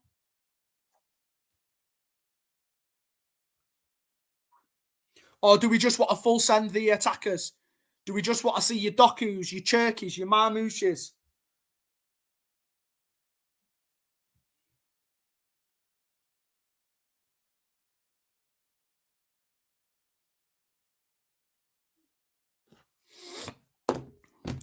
Are we just going for the attack? Kovacic is on the bench as well. See, why didn't he play? Why didn't Kovacic play? Kovacic did... Listen, yeah, I'm not Kovacic's biggest fan. All right? Not one bit. But at least he would have brought a little bit of balance to that midfield. Do you know what I'm saying? At least he would have been the one to actually sit. Do you know what? And he's capable of kind of tracking back a little bit better than some of the boys on there at the moment. Listen, my phone's blowing up and it's all like my United fan mates, Liverpool fan mates, and everyone's saying the same thing, that our defense, that our midfield is getting overrun. So if the neutrals are saying this, yeah, then at least I know I'm not being gaslighted, because it's plain to see the midfield has been piss weak in that half, and you could tell from the lineup. But you don't want to cook the lineup before the game, because then you look stupid after the game, like against Villarreal, when it does work. So you're in a fucking catch-22 situation, man, where you don't want to criticise, but deep down in your heart, you know what's really going on, don't you? You know what's really going on. I agree. Mad Hatter, he will change it, but he'll do it late. Pep never makes subs at half-time. I'd be very, very surprised if he makes a sub here. I'd be very surprised. Very surprised. I want to see Doku and Nico G on the pitch at half-time. If I was the manager, yeah, listen, yeah, you don't have to change 5 people straight away. We don't have to go Marmoush, Cherky, Doku, Nico G, Kovacic in one go. Yeah, but something desperately needs to change in that midfield, and us trying to at least scare them a bit going forward. Do you know what I'm saying? So, listen, Nico G needs to come on the pitch for me, just to stop the transitions, to break up those counter-attacks. And if he's not fit, then why is he on the fucking bench, is my question. I get this, Cloud, mate. I do get what you're saying. But if he's not fit, then why is he on the bench? Yeah? Because if I end up seeing him coming on in this second half, then why not start him and then bring him off when we've got a lead? Like, play your best team from the start, and if someone's not fully fit, then bring them off in like the 60th minute. Do you know what I'm saying? I don't get it, man. I really don't. I'm a big believer of, if you're not fit and you can't play, then what? Don't be on, like, why be on the bench then? Why be on the bench? You might as well have someone on there who can fucking make an impact. Marmoush as well is a shout. Marmoush is a shout. Listen, at least we're in the position, people. At least we're in the position nowadays. Go back and look at some of the benches that we had for the first 5-6 games of this season. We had like 5 defenders. We had 2 goalkeepers on the bench at one point in a few games. At least we're in a position now where we can look to the likes of Cherki and Marmoush and Doku, to come on and actually make an impact on the game. So I am trying to stay relatively positive still, but we've got a long way to go and something needs to change and change soon. If you're not going to do it at half-time, Pep, then please think about getting it done in like the 55th minute. Go and see how we look in the first 10 minutes and then pull the trigger, mate. You've got to pull the trigger now.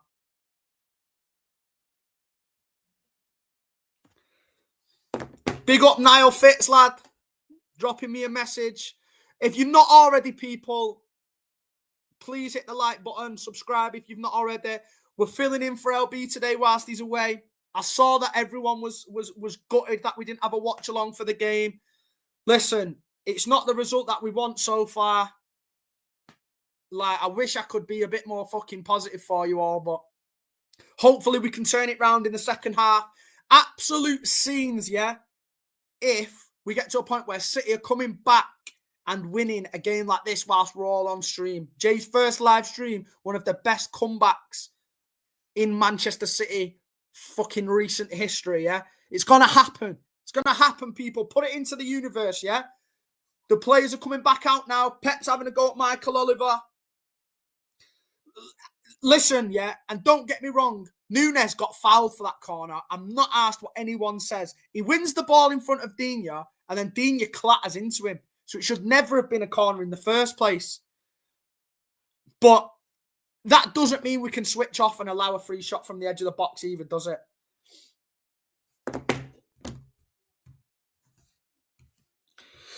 Here we go, people. It doesn't look like any subs.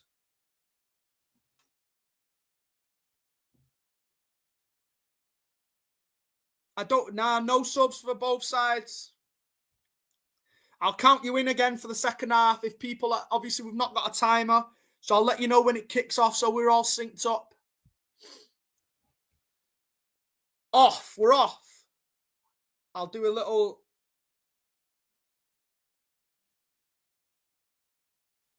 Straight back to Martinez for Villa.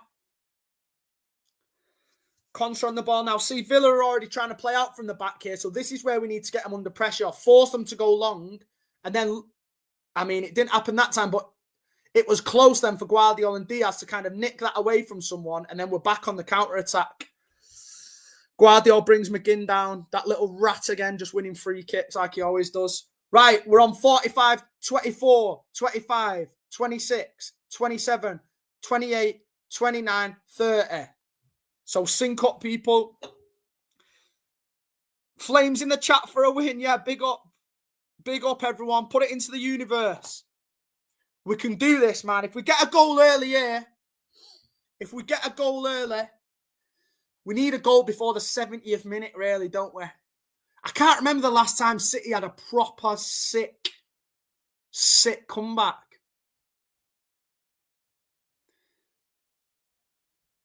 That's a foul, ref. He plays on. Savio's one-on-one with Cash. Looking to get to the byline again. Picks out Bernardo. Bad touch. Bad touch. Don't stop the game, ref. It's not a head injury. Play on. Do not kick that ball out of play. Play on. Out to Savio again. Play on, you soft asses. Carry on. It's not his head, so play on. Sick of this team being soft, man. Play on. You got to be ruthless. Out to Bob on the right wing. Digne tackles him again. Why did we slow the game down then? I know we didn't kick it out. Yeah. But why slow it down? Soon as you see Watkins on the deck there, straight through. Pass it past his head if you have to. Foden's in. Oh, deflection out for a corner. Come on, City now. Come on now. Let's get at him now from the off. Foden picking up a nice position there. Just inside the left centre-back. Gets his shot away. Diaz. No, fuck off. It's not a foul. It's a corner. Thank you, ref. Listen, if he give a foul then, after not giving the Núñez one, I was flipping out, man. Both have gone for the header. Yeah. Hold that, Onana, you little bitch. Foden in again. Overhit. Free kick to Villa. I don't know who's pushing there. Is it Guardiola again? There's no need, man. Keep your hands down.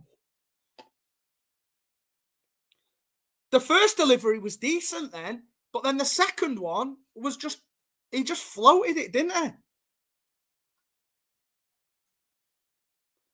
Nelly Lutz. Big up for the super chat, bro. I don't agree with you. I don't think Foden's shit. I think he's one of our most dangerous and most talented players, man. He's getting into all the right positions. The final ball's just not been coming up off for him today. Guardiola. Oh, God. What are we doing? The back four looks a mess today, by the way. Nice from Foden. Lovely little flick round the corner. Reinders gets to carry the ball forward here now. He looks quick when he goes forward. Shite shot. Drags his shot. I didn't think Savio should have started. I don't think one good performance warrants a start, personally. I would have gone with Doku. So I do get that. Reinders looks rapid on the ball, yeah. Poor decision-making in the end to drag a shot like that. He probably should have slid Bob in. He don't run like that going back towards his own goal, people. I've seen this guy running back to his own goal. His head's back like this, running in treacle. Martinez goes long, which is good. Do not let him bring the ball down there. Well done, Guardiola. But still, you shouldn't be letting him bring the ball down there. It's John McGinn, man. It's not like he's a fucking 6'5" brute, is it? So if you're allowing John McGinn to bring the ball down with his feet there, then you need to have a serious word with yourself, mate. Get in front of him.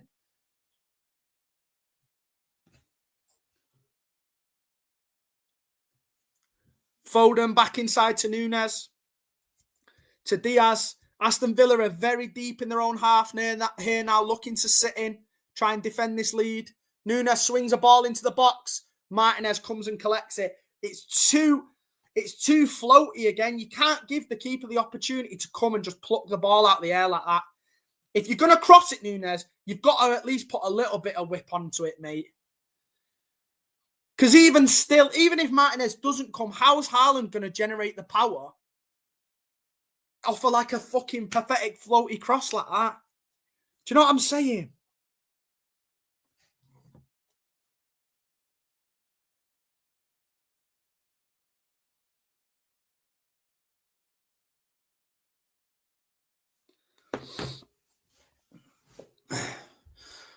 '50th minute.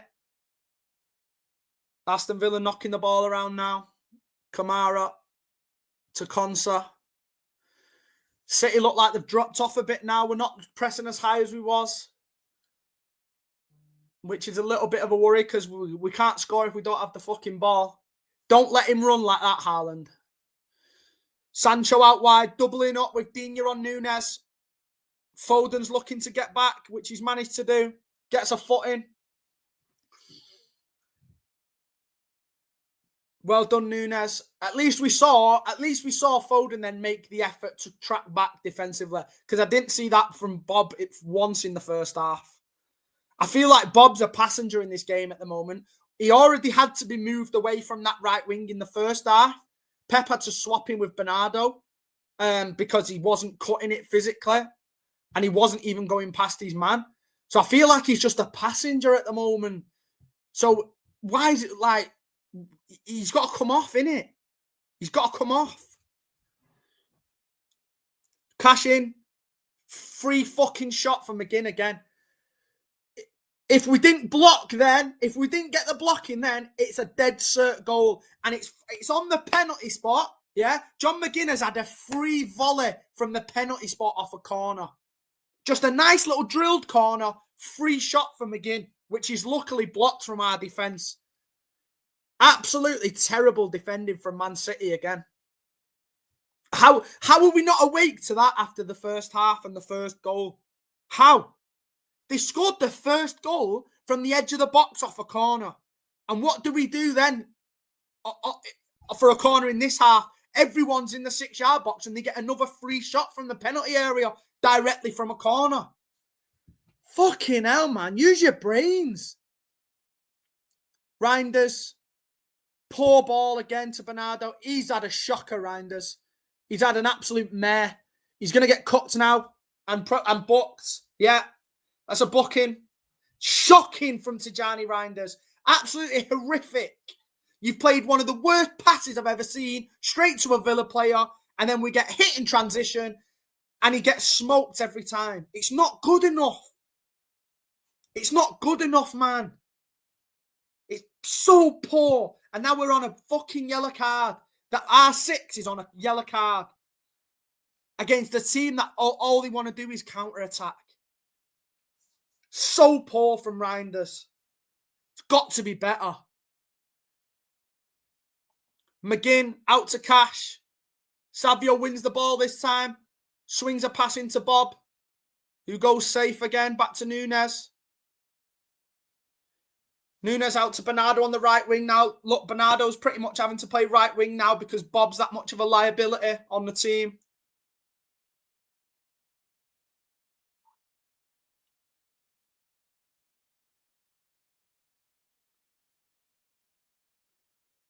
Nunes out to Bob on the right wing. Villa very deep again. Bob back to Nunes.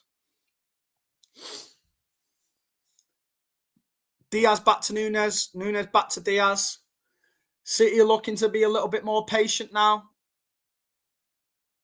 Villa look to be sniffing all the danger out. There doesn't look to be much of a threat. Savio tries to go past Cash but gets tackled. Manages to keep possession and we're back towards the centre-backs. Very negative so far.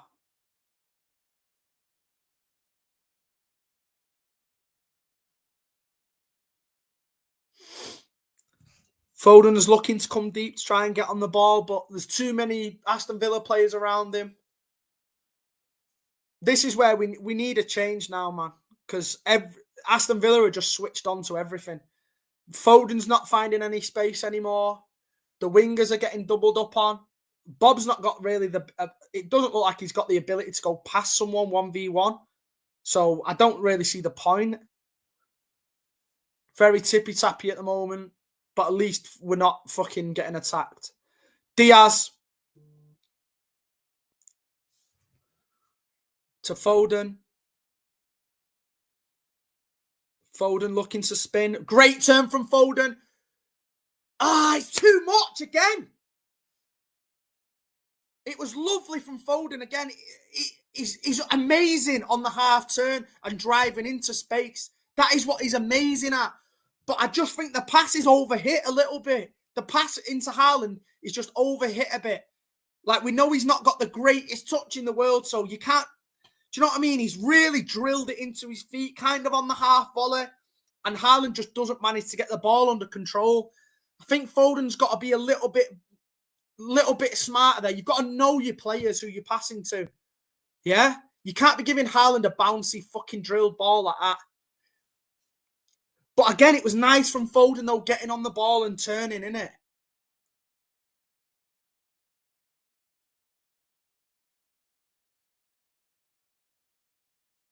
Guardiola with a cross. Oh, my God.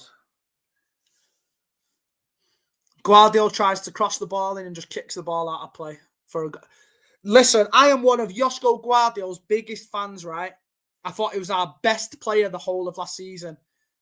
He's had an absolute mare today. I've just seen the replay from the corner as well, by the way. It's Bernardo who gets the blocking, luckily. But that, yeah, if that went in, I swear on my life, I would have never streamed again in my life. Because it was literally a free fucking volley from the edge of the box.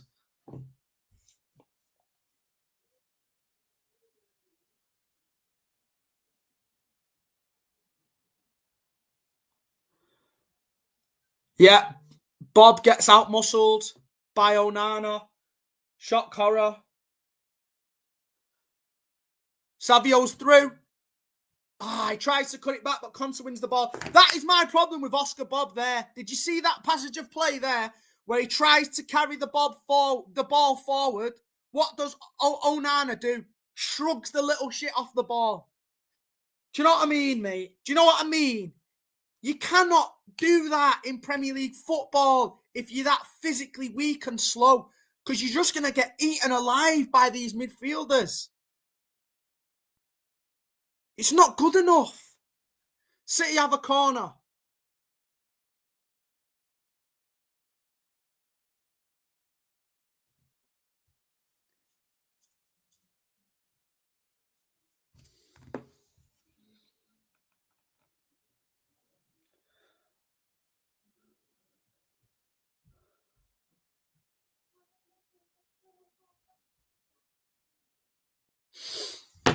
Savio out wide with the ball. He's looking to drive at Cash again. Cash wins it. It's another City corner. We're winning enough corners. Here we go. Nico G. So he's fit enough to play. Thank you. Nico O'Reilly and Doku are the men coming on. Oscar Bob's got to come off this pitch. Yeah? And I'd be very, very surprised if Reinders stays on it as well.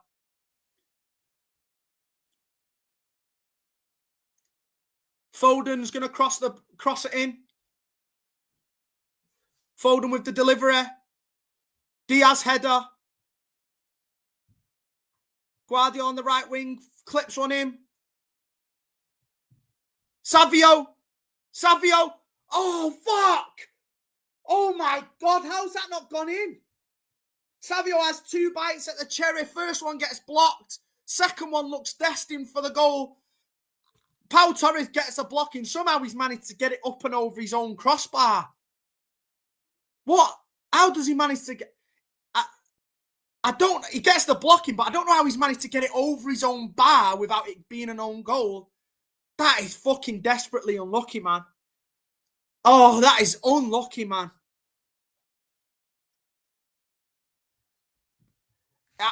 Fair play to Pau Torres, man. I don't think he knows a lot about it, but the fact that he's got that over his own bar and not into his own net is crazy. Are they doing the subs or are they waiting? Looks like they're going to wait for after the corner. Foden swings it in again. Guardiola header over the bar. We're 60 minutes in now, people, if you're not synced up. 60-09, 60-10, 60-11, 60-12, 60-13, 60-14, 60-15. It's John Stones coming off. I don't really understand that. For Nico O'Reilly. So Guardiola goes centre-back. Nico O'Reilly be going to left-back. Bob's coming off. Had to be done. He had a horrific game. And Bernardo's coming off. At least listen, look at those 3 players coming off. Yeah? Stones, Silva, and Bob. We've brought on athletes who can run and who are aggressive and who are physically strong. Now, this should make the difference now. Yeah? I think Reinders is very lucky to stay on the pitch after his performance so far. But this is what I was saying about Nico G. You're telling me that he's not fit enough to play, then how is he fit enough to play fucking 40 minutes pretty much? Do you know what I'm saying? If he's fit enough to play 40 minutes, then he should be able to play 60 minutes from the start. Villa with a chance there. Diaz manages to head it out for a corner. Diaz has had a good game so far, to be fair to him. He's got his head on a lot. Should have been offside. The lino wasn't flagged, though.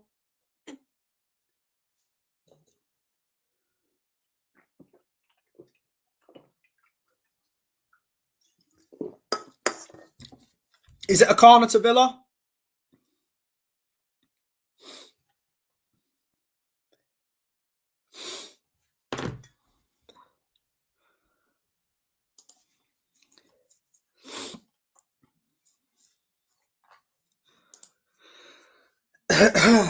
Digne goes across to take the corner for Aston Villa.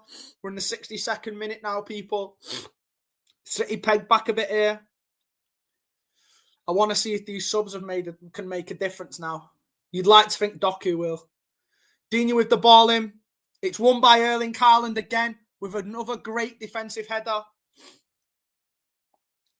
Probably our best header of the ball in defensive situations we've got, which is crazy to say, really, isn't it? Well done, Nunes. Digne makes a good touch, but Nunes reads it and manages to break it out. We can finally see Doku on the ball. He's got Onana squared up. Plays it inside to O'Reilly. See, with O'Reilly on the pitch now, you're gonna occupy another man. It's gonna create more space for the likes of Doku and Foden because he's gonna drive forward. He's gonna underlap. He's gonna overlap. And look, it means Doku can get one-on-one now. Plays it to O'Reilly. Bad touch from O'Reilly, though. Bad touch. Got in a good position there. Tried to drag the ball back. Never, ref. Don't book him for that. That's soft as shit, man. Fucking McGinn again. Just goes down like a sack of shit every time he gets touched.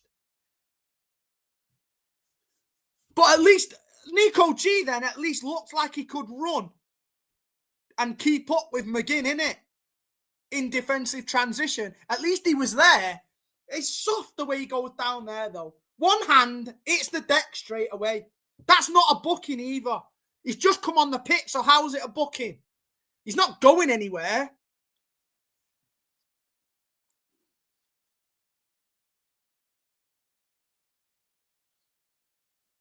Listen, if I do my first live watch along, yeah, and I don't even get the opportunity to celebrate a goal, then I'm gonna be sick to my stomach, boys. Oh. Picked up the reins for LB today whilst he's fucking swanning off on holiday. And I have to watch a stinker. You couldn't write it, could you? Absolute rig, mate. I hate this fixture, me. Villa away, I fucking hate it. Doku picks the ball up out wide. O'Reilly's got to be offside. No, he's played on. Don't foul him, though. Again, O'Reilly a bit messy. Like Doku slid him in. He's in the right position again. Watch McGinn hit the floor here. Ready? O'Reilly was in the position again. And then just messy in possession and loses the ball again. Do you know what I'm saying? Yeah, big up Pyrex, baby. Smash the likes up, people, if you've not already. Obviously, if you're in here whilst I'm filling in for LB as well, and you've not already subscribed, please subscribe to the channel. We're trying to upload videos at least twice a week at the moment while City are active.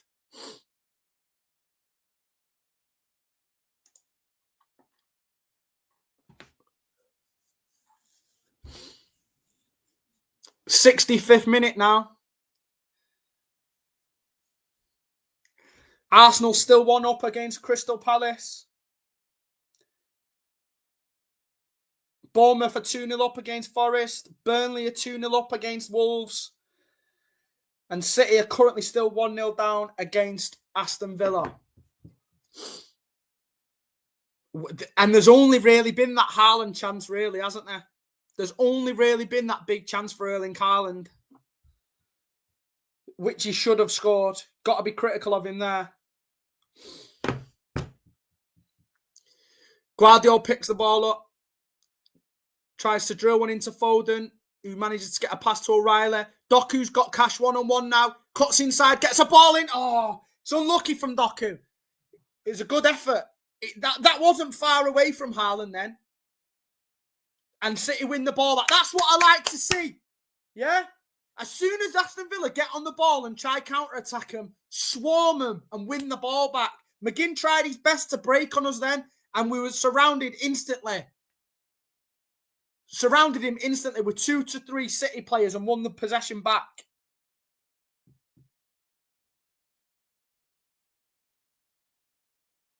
Oh, but Wolves Burnley's 2-2. Shit, I read that wrong. Burnley were 2-0 up and it's now 2-2. Doku.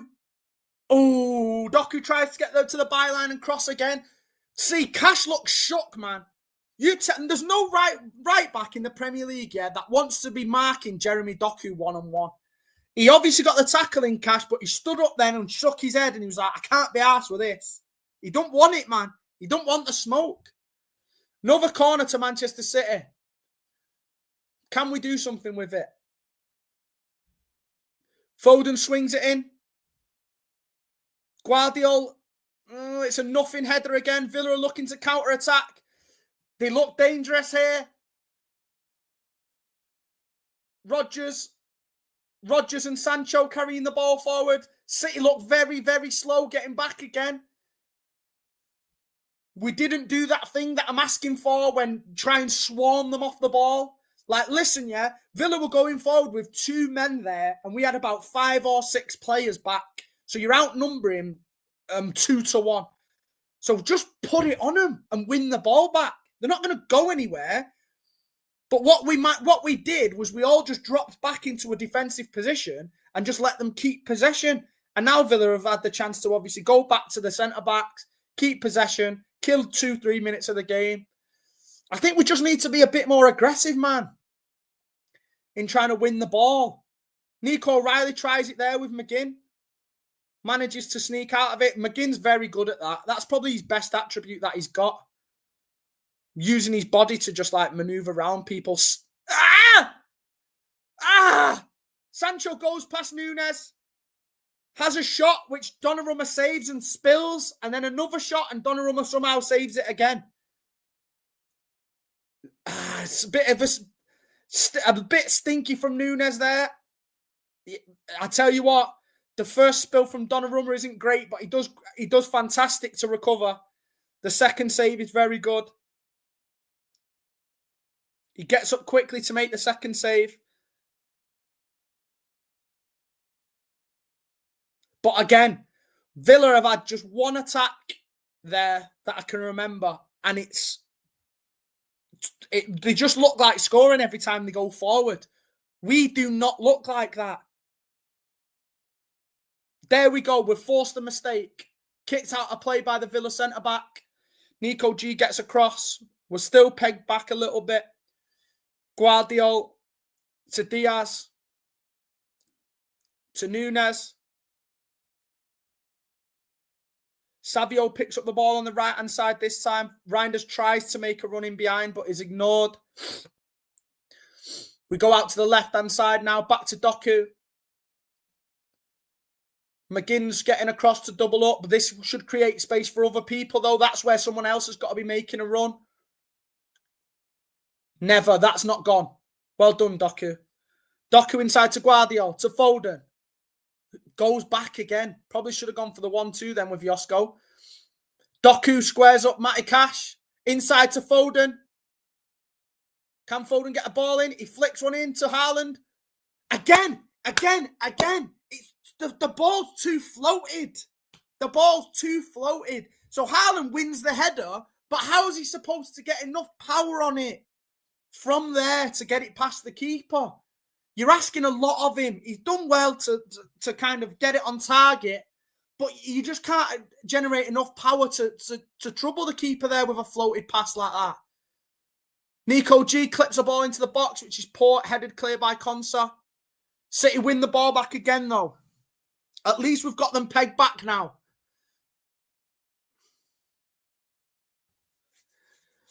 You've got to just take a draw at this point, innit? I said we probably needed one before the 70th minute. We're now in the 71st minute. Let's at least try and get a draw, man. Villa are very deep in their own half here. Poor ball from Diaz to Nunes, but we've kept it. Savio back inside to Nunes. Nunes to Foden. Diaz, Foden to Nico G. Nico G drives, shoots, blocked by Pau Torres. Win the ball back though, quick. There we go. That's better. See, when they try and break Villa, get on them straight away and win the ball high. That's what I want to see. Foden out to Doku. Poor touch, but he manages to keep possession. He's trying to get at Cash again. Straight into Martinez's hands. Oh, so frustrating. The thing is, there's nothing on inside for Doku, yeah? So it's telegraphed what he's got to do. Like, usually you'd see an O'Reilly or a Reinders making that run inside him. So it gives him that other option. Because none of them are there, you pretty much know that he can only go to the byline and cross with his left foot. That's the only thing he can do. So that's why Matty Cash has been able to read him every single time. If you have a player on the inside, then at least Matty Cash is questioning himself. He could go in here on his right, or he could go byline. But if that's not on, then you know he's going byline every single time, don't you? Subs for Villa. McGinn's coming off. Who's had a pretty good game, to be fair. I don't even want to say it anymore. Oh, my God. Sancho's come on and has been hooked. Is it Gesand who's coming on for Sancho? It doesn't look like an injury for Sancho because he's just blanked Emery and walked straight to the bench. Hold that, Sancho. Come on as a sub and get hooked. Shit fraud. I think Pep's really got to start thinking about Cherki and Marmouche here now. We cannot go any deeper into this game without any creative spark in that midfield. And Cherki's got it. Cherki's got that creative spark. It's got to be Cherki time. Here we go. Come on, Cherki, lad. I saw the assistant referee flicked his board on a little bit then, and eagle-eyed Jay saw that it was a number 4. Yeah, so it looks like it's going to be Cherki for Reinders, which is 100% the correct sub. Might be a little bit too late. I can be critical of that. Oh, shit. Watkins is through. Donnarumma's hesitant off his line. Makes the tackle. Donnarumma thought about coming then, stopped, and then came again. Luckily, he managed to spread his legs and get a tackle in. But again, they nearly scored, man. Again, Villa creating the better chances. The better chances by far. Luckily, Watkins didn't manage to get a toe on it because he might have been able to poke it through his legs otherwise.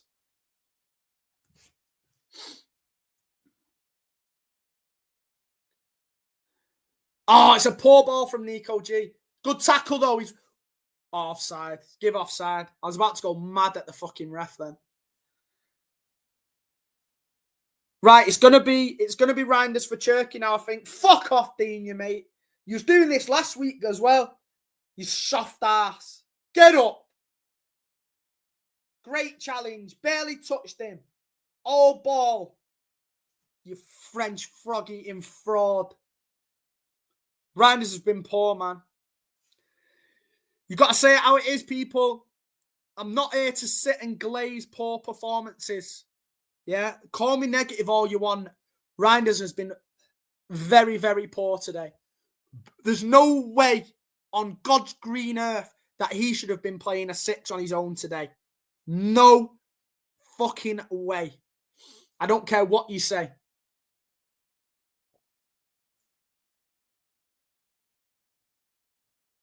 Oh, Diaz, what you doing, bro? He's let the ball bounce a few times. Watkins has shrugged him off. Watkins has rode about 3 tackles because City are weak. Nico G fouls Onana. I like Nico G though, man, because he's aggressive. He's aggressive, innit? Oh, fucking hell. Here they are already. Long way to go yet, mate. Yeah, don't forget what we did to you last year when you was 1-0 up. Little brummy frauds.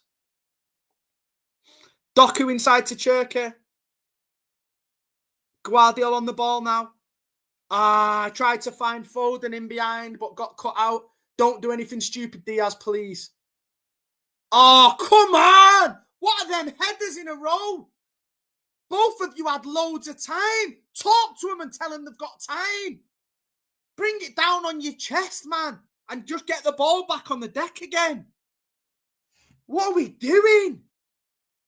That's 2-0 headers in a row where they've just flicked it without knowing what's behind them. See, in my opinion, as a world-class centre-back, under no pressure with the ball in the air, I think you've got to be able to bring it down on your chest and get the ball back on the deck again.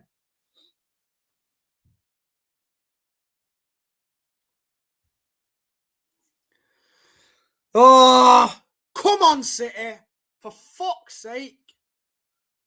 It still feels very low energy and lackadaisical for me. Look, it's very slow the way we're moving the ball around. Nobody is really looking to get on it that much.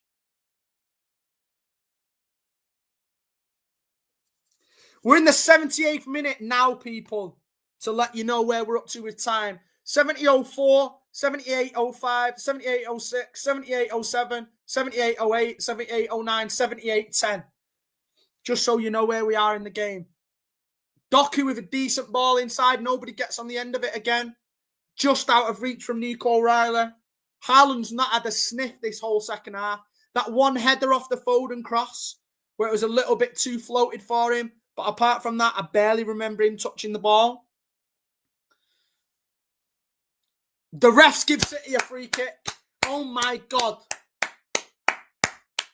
Oh my God, what am I seeing here? Oh, Amar's on smoke, you know, bro. Big up for the super chat, but you're going to get a lot of haters. You're going to get a lot of haters in here, man. Can't be disrespecting Pep. Get me company or even... Daesh! Come off it, bro. Don't be doing that. Don't be doing that in here. Daesh is currently 2-0 down against Bournemouth, by the way.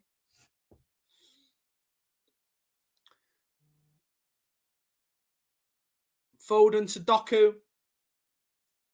Doku swings across and it's a good ball. Oh, it's a good cross. It's a good defensive header in the end from the Aston. Oh, come on, Foden, man. What are you doing? Another booking in transition. These Aston Villa players, they're shite footballers, yeah, but they're just athletes. And they just overrun you and overpower you. And you've just got to be smarter. If Foden is in front of him there, so do you know what John McGinn does in that position? He gets in front of the defender, puts himself between him and the ball, and then goes down off a touch. And do you know what happens then? Foden wins a free kick and we can reset. It's a good header from Onana. I've always rated Onana, you know. I've got bookmarks on Twitter to prove it from about 5 years ago when he was at Everton that I said he looks like a player. He's been a bit of a beast today. That's got to be a yellow.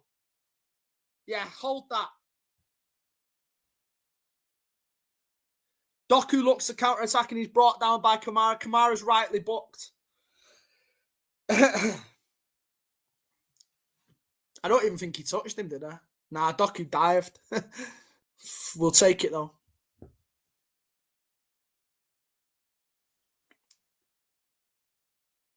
This is the problem that I've had all season, people. Yeah? And people call me negative, right? But I've said it all year. What is plan B when Haaland doesn't put his chances away? Yeah? Because you can't expect the guy to score a brace every single game. He's had his massive chance in this game and missed it, right? Which he shouldn't have done, okay? He shouldn't have missed it. But then what's our plan B when Haaland can't score? We don't have one. Do you know what I mean? Esteve is our fucking second top goal scorer in the Premier League this year. Burnley's centre-back. We don't have a plan B when Haaland doesn't put the ball in the back of the net.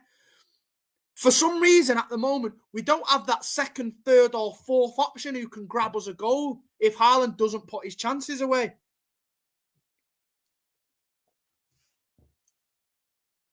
Doku out wide, slides O'Reilly in, cut back, Foden, handball, no. Oh, no. Foden has a chance. Is it blocked? This better not be Onana again. If this is Onana again, man, he's been fucking everywhere, that guy.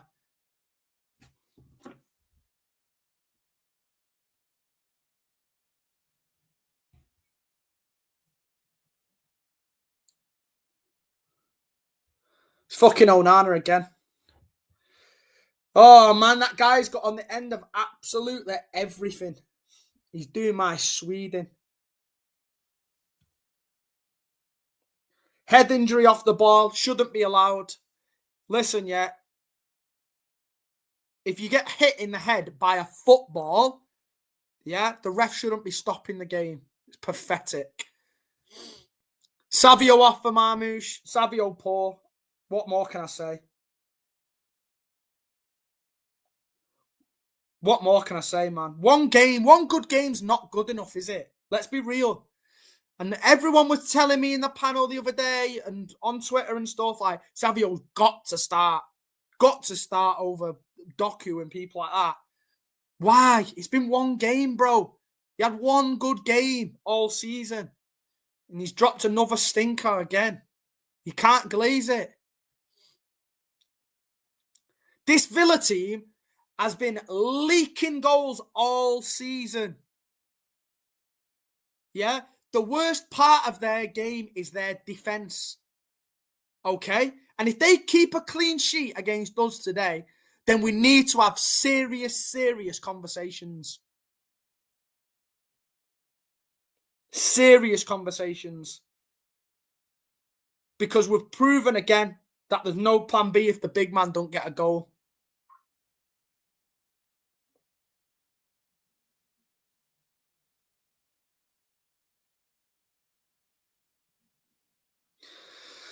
Onana's gone off, man. He's had a good game. Oh, is he coming back on? Thought he was getting subbed.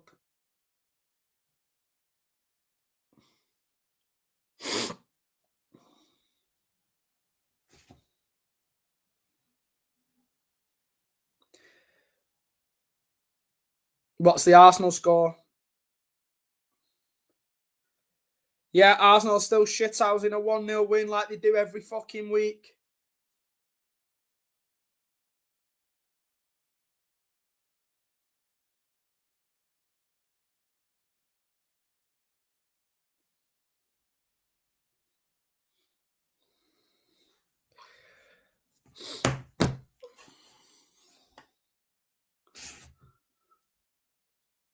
Lose the ball again. Are we critical of how when Pep's made these subs? Was it too late again? Why is he so against halftime substitutions? Is one of my questions for him.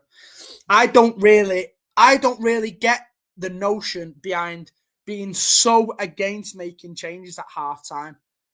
Do you know what I'm saying? If it's clearly not working in the first half, which it wasn't, it was very, very clear to see, yeah, that it wasn't working the whole first half. It's very clear to see before the game, to be honest. But I tried to hold my tongue because of what we did in midweek against Villarreal. Yeah? But when it's clearly not working, then why are we so against making changes at half time? Gessan runs past Nico G, plays it inside to Ross Barkley. Diaz wins the ball back. Foden's got on the ball in transition. Foden, Turkey! Oh, it's blocked.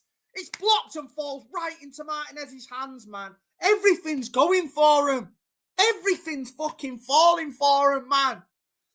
The Pau Torres clearance that went over his own crossbar. Turkey has a shot then, blocked by the defender. It just spoons up into the air and lands in the keeper's hands, man. What am I watching? This is a fucking scam, mate. Nunes carries the ball forward from the back.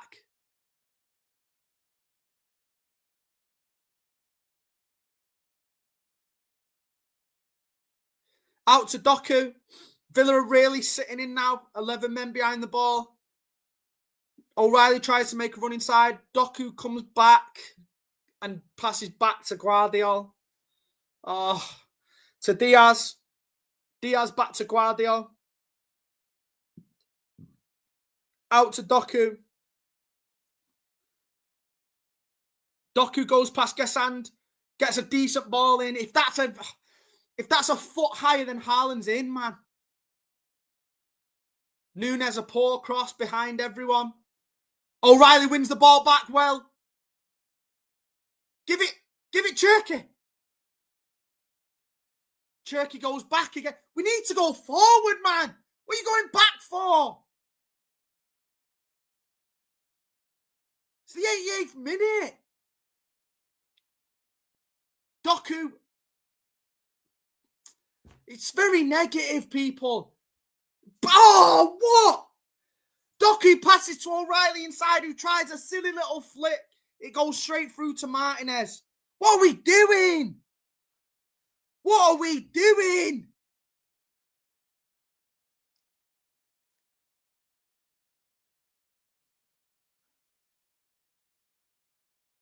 Come on, City, man. So fucking negative. Nico G's busted up. Somehow he's had his nose busted. Ball out to Nunes at right back. Nunes passes into Marmoush. Marmoush squares. Haaland! It's in! Yes! Oh, he's offside! He's offside!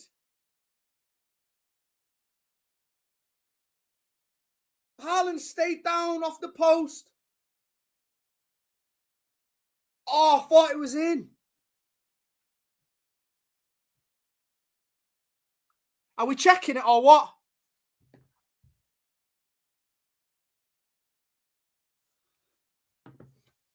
Are we checking it?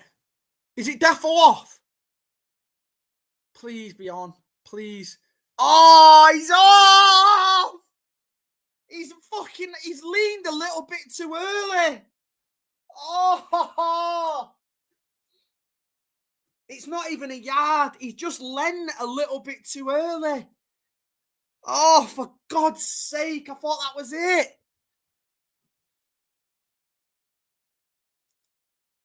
Look at Nico G, man. Why has he not started the game? Look, that's a warrior there. You can tell that's a man who wants to fight for this team. Who's not soft. Do you know what I'm saying? If you're well enough to play him for 40 minutes, then play him for fucking 60 from the start. Rather than playing a piss-weak midfield.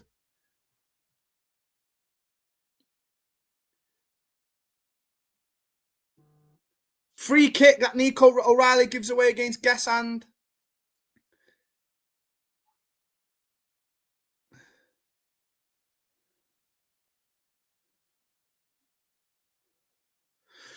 Six minutes added on, people. 90-32, 90-33, 90-34, 90-35, 90-36, 90-37. Straight through to Donnarumma. We need something here, man. We cannot lose this game and Arsenal win again. They're going to fucking walk the league this year, man.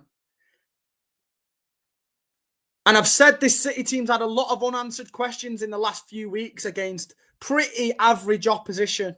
Yeah? We've looked all right. Do you know what I mean? We've looked all right the last few weeks against average opposition, but we've still not had a 90 minutes of football where we've just absolutely cooked someone. And I've said all along, when you come up against an opposition who's like European caliber and can put it on your toes, then we're going to come up short. And people called me negative and said, oh, everything's great and everything's fine. But the performance haven't warranted like a win against an Aston Villa or a fucking Liverpool in a few weeks or a Bournemouth next week. Overhit pass. Aston Villa goal kick. It's not looking good, people.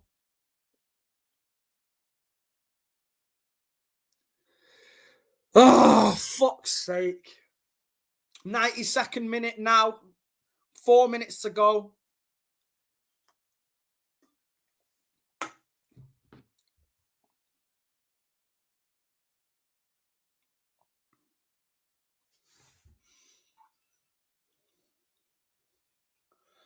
I don't know how it's 6 minutes only as well, by the way. Liverpool, played till the 101st minute yesterday. And this half, we've seen fucking Onana down with the head injury. There's been about 8 substitutions made. McGinn was down injured for a bit. Yeah? Why only 6 minutes? Turkey wins the ball. Foden picks it up. Nico G blocked again by Aston Villa. Nunes has a shot. Fucking left foot shot. 20 yards over the bar. Oh, God. When Turkey wins the ball there, we should be hurting him. Look how high up the pitch he wins it. All turned round there, it's 4-on-2. So that ball from Foden's poor again. Such a poor pass from Foden. When Turkey wins the ball, we're in a position there where we're 4-on-2 going towards Aston Villa's goal.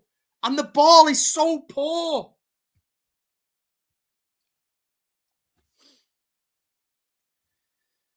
Two and a half minutes to play.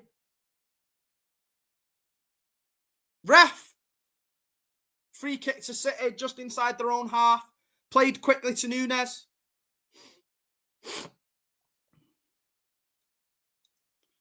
Turkey looking to get on the ball at least. Guardiola carries the ball forward. Doku inside. It's a good tackle from Marlon. Doku loses possession. How is that not a foul on Turkey, by the way? Does he not follow through if he studs a bit there when Turkey slides in? Please show me that again. That one he got away with just about. But look, Turkey wins the ball and he follows through on him.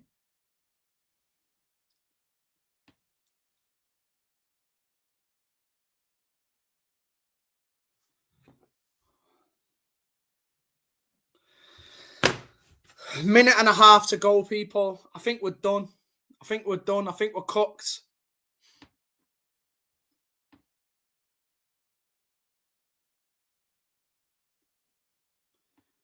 We're still passing it around at the back with only a minute to go. Nunes out wide. Back to Turkey.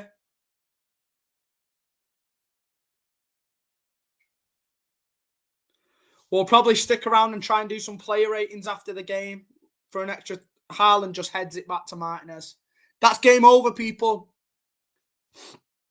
That should be the game. Arsenal's finished. 1-0 win. It's not good enough.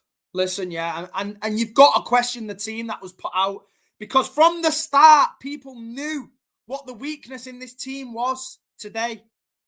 And it was blatantly obvious to see. Arsenal win again.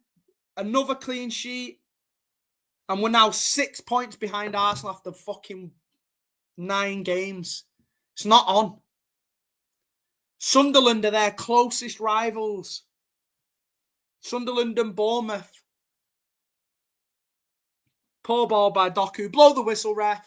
Waste the fucking time. Can't even score against Aston Villa. It's shocking. It's embarrassing. Absolutely embarrassing performance from Man City. Absolutely embarrassing. Whistles blown. Game over. Aston Villa 0. Aston Villa 1. Manchester City 0. Absolutely fraudulent performance. Aston Villa, man. Aston Villa with their defence, and we can't score 1 goal. When Haaland's not scoring, we are cooked. When Haaland doesn't put his chances away, we are cooked.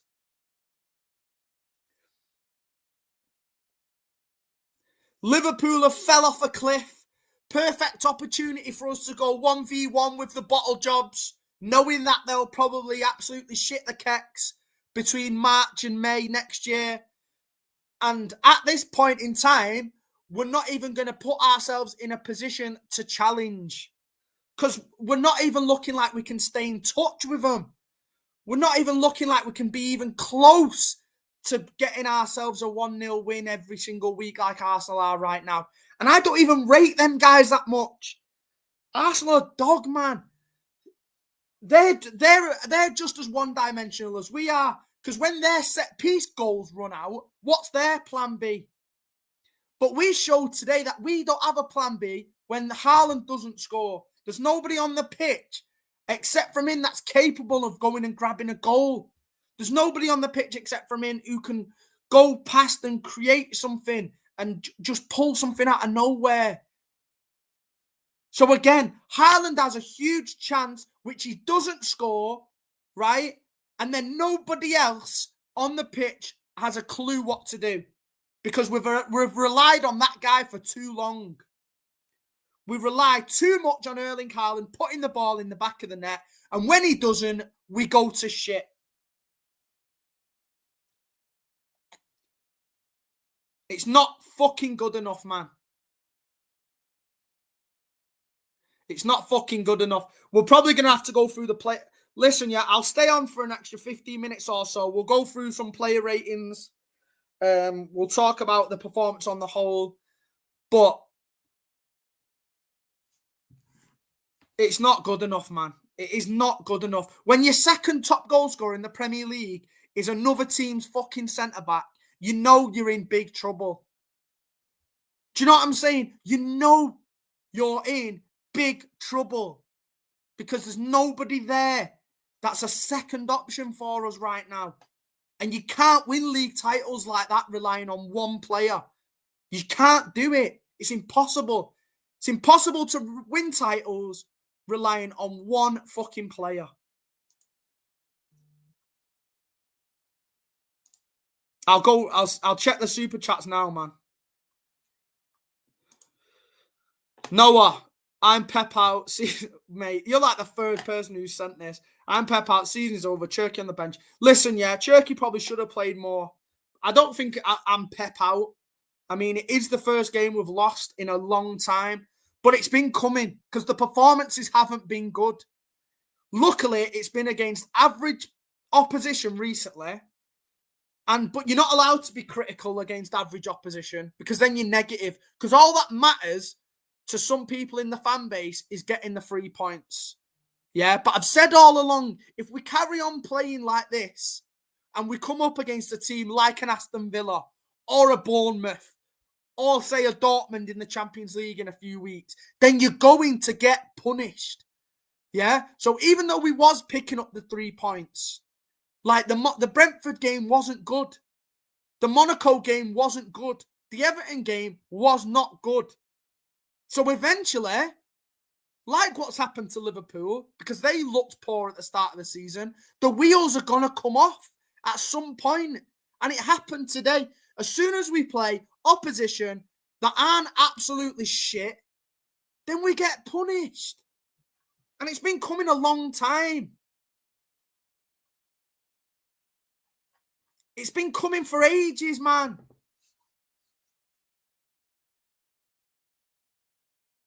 Fucking hell, the messages are flooding in. We'll go through the player ratings now. I'll try and link up. Oh, what are people saying, man? What are people saying? We can't let Arsenal win the league, boys. We cannot let them win the league. Like, they're not good, man. They're not good. They scored off a set piece again today. Do you know what I'm saying? They're one-dimensional FC as well. They're one-plan FC as well.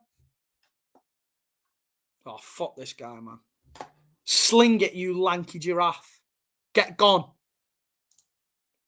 I don't know whether LB's doing a panel.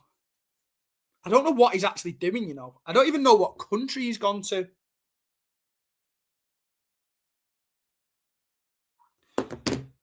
But yeah, the lineup was wrong for me. The lineup was wrong for me. Listen, we'll go through the player ratings now. I'm going to try and link up. I'll try and get FootMob on the screen, innit? And we'll go through the... Let me just unplug my radio. Let me just unplug the radio, people. LB knew that was coming today, innit? I think that's why he's gone missing. LB must have known that was coming. because he's hung me out to dry, man. It's hung me out to dry. I'm not saying it's over yet.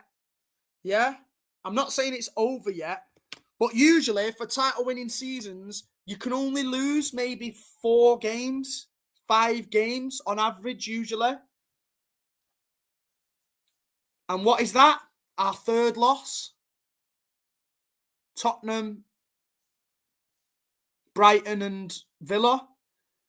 So, do you really think we're going to go the rest of the season only losing 1 game? It's hard to do, innit? It's looking extremely unlikely. Extremely unlikely. But like I say, I don't rate Arsenal that much. Like, I think their wheels will come off at some point when they can't just keep relying on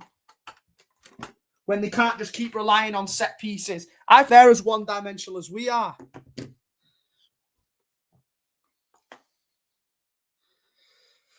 But there you go. What do we do, people? What can you do? I'll get Foot Mob up now, and we'll go through the player ratings, and we'll see what people are saying. We'll go through the player ratings quickly before we dip off. And then I'm getting off, man, because I'm pissed off. I had to watch Aspinall get poked in the eye last night. I watched 7 hours of UFC last night to watch it end on an eye poke. And then I've come on to fill in for LB, first live watch along, and I don't even get to celebrate a fucking goal, man. Yeah, in it, bro. In it. The first time I put my neck on the line for the squad, and I don't even get to celebrate a goal. Well, I celebrated one at the end that was fucking offside. Should we try and ring him now? Should we try and ring this fraud? Guy won't answer. We'll try it though, chat. We'll try it. Should we bell him? Should we bell LB live on stream? See what he's saying. Give me a yes or no quick. Should we bell him? Lou Brown. Here we go. He might be busy, but we'll give it a go. It's ringing.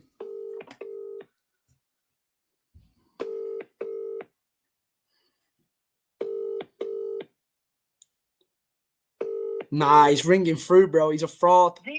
Nah, he's Vodafone voicemailed me. Guy don't want it, man.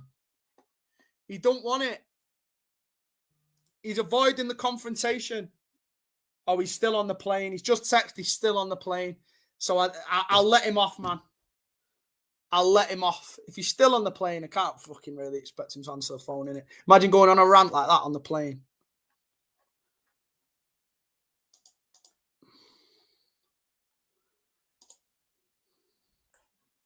Right.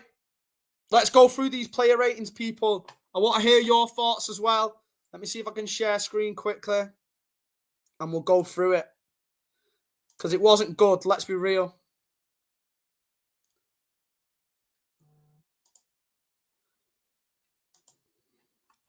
Here we go. Right. Fucking hell, man. Donnarumma. What we saying? Minutes played, 2 saves. I don't think he could have done much with a goal. Like, it was pretty unsavable. The shot won it left foot back across goal. Made a decent save 1v1 against Watkins. Didn't really have much to do. I think that's probably right. About a 6.4. He was decent. He was solid enough. He made all the saves that he had to make, but he didn't have loads to do.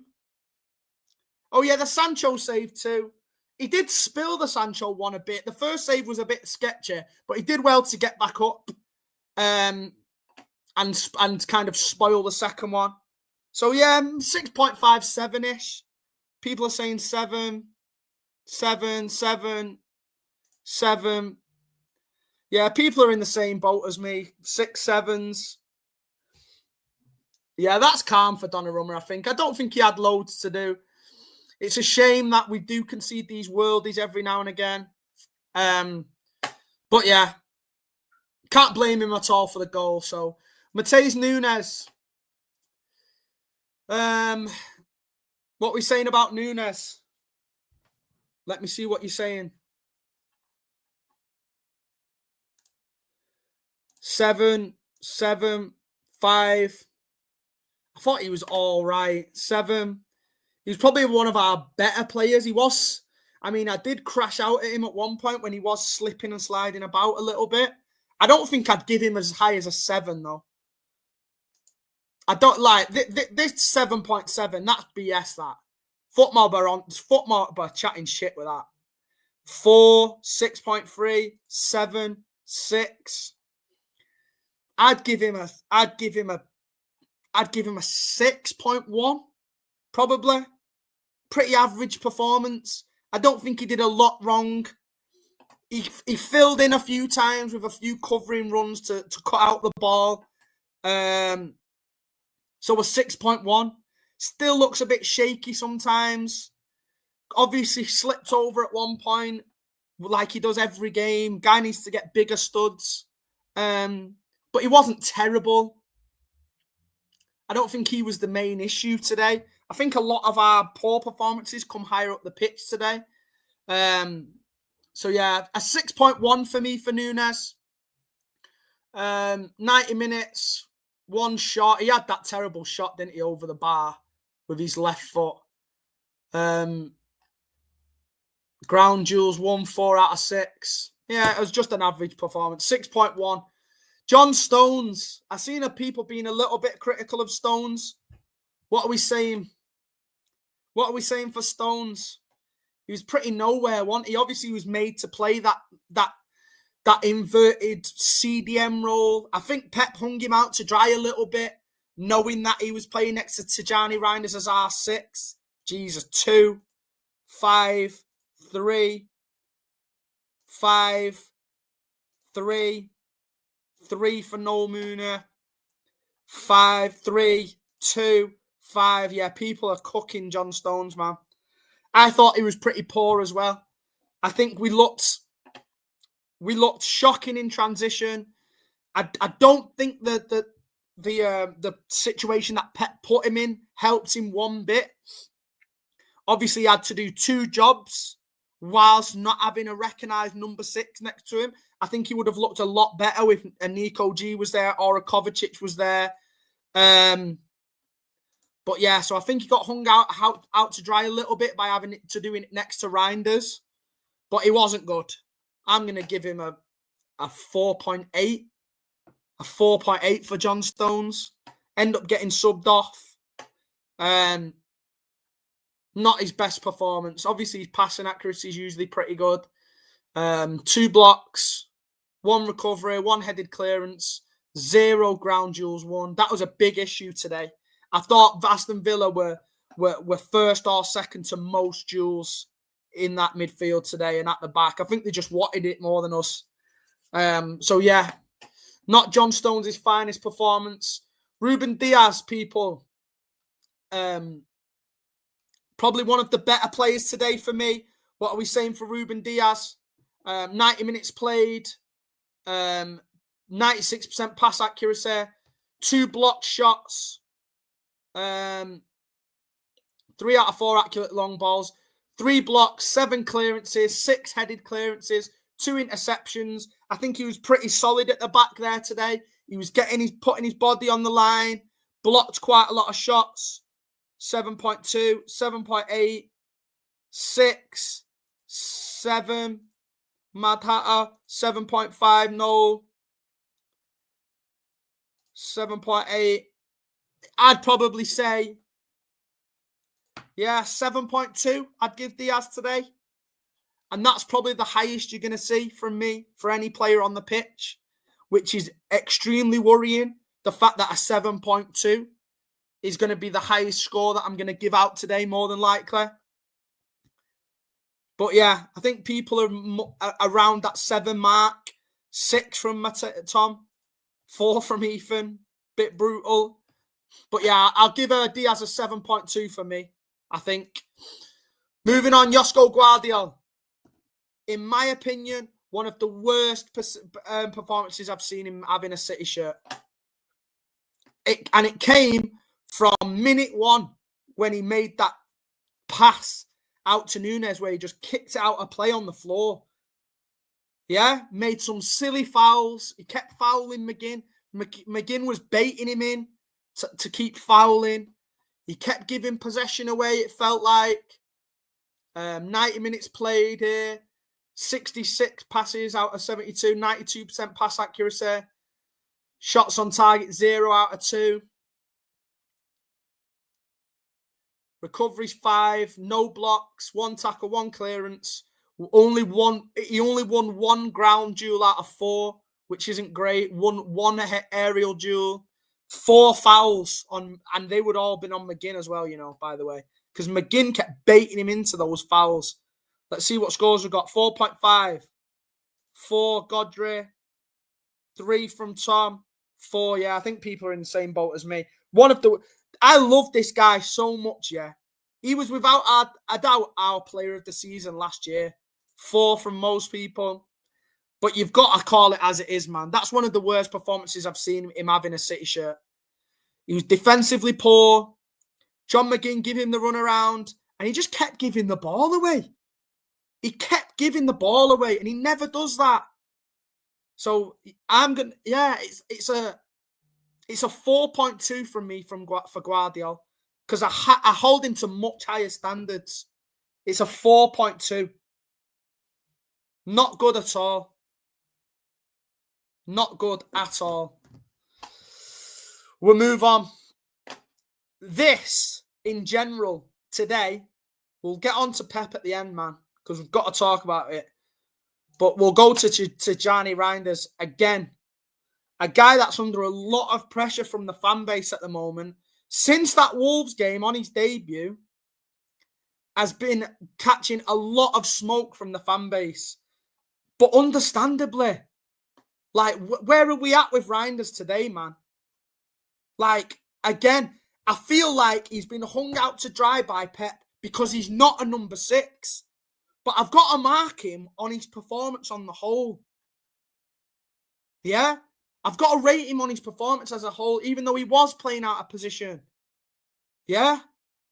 Jesus. 2, bro, was trash going forward.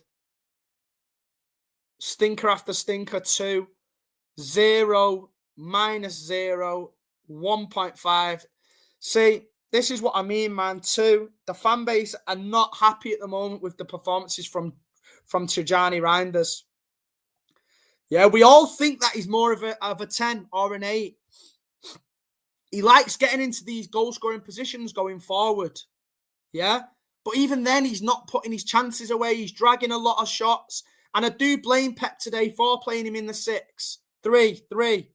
Everyone going 3 and trash. And listen, I agree. I'm giving him a 3 out of 10. Straight up 3 out of 10 for me for Gianni Reinders today. I thought he was very poor. But again, it's not his position. He's very weak defensively going back towards his own goal. He's not the quickest in transition.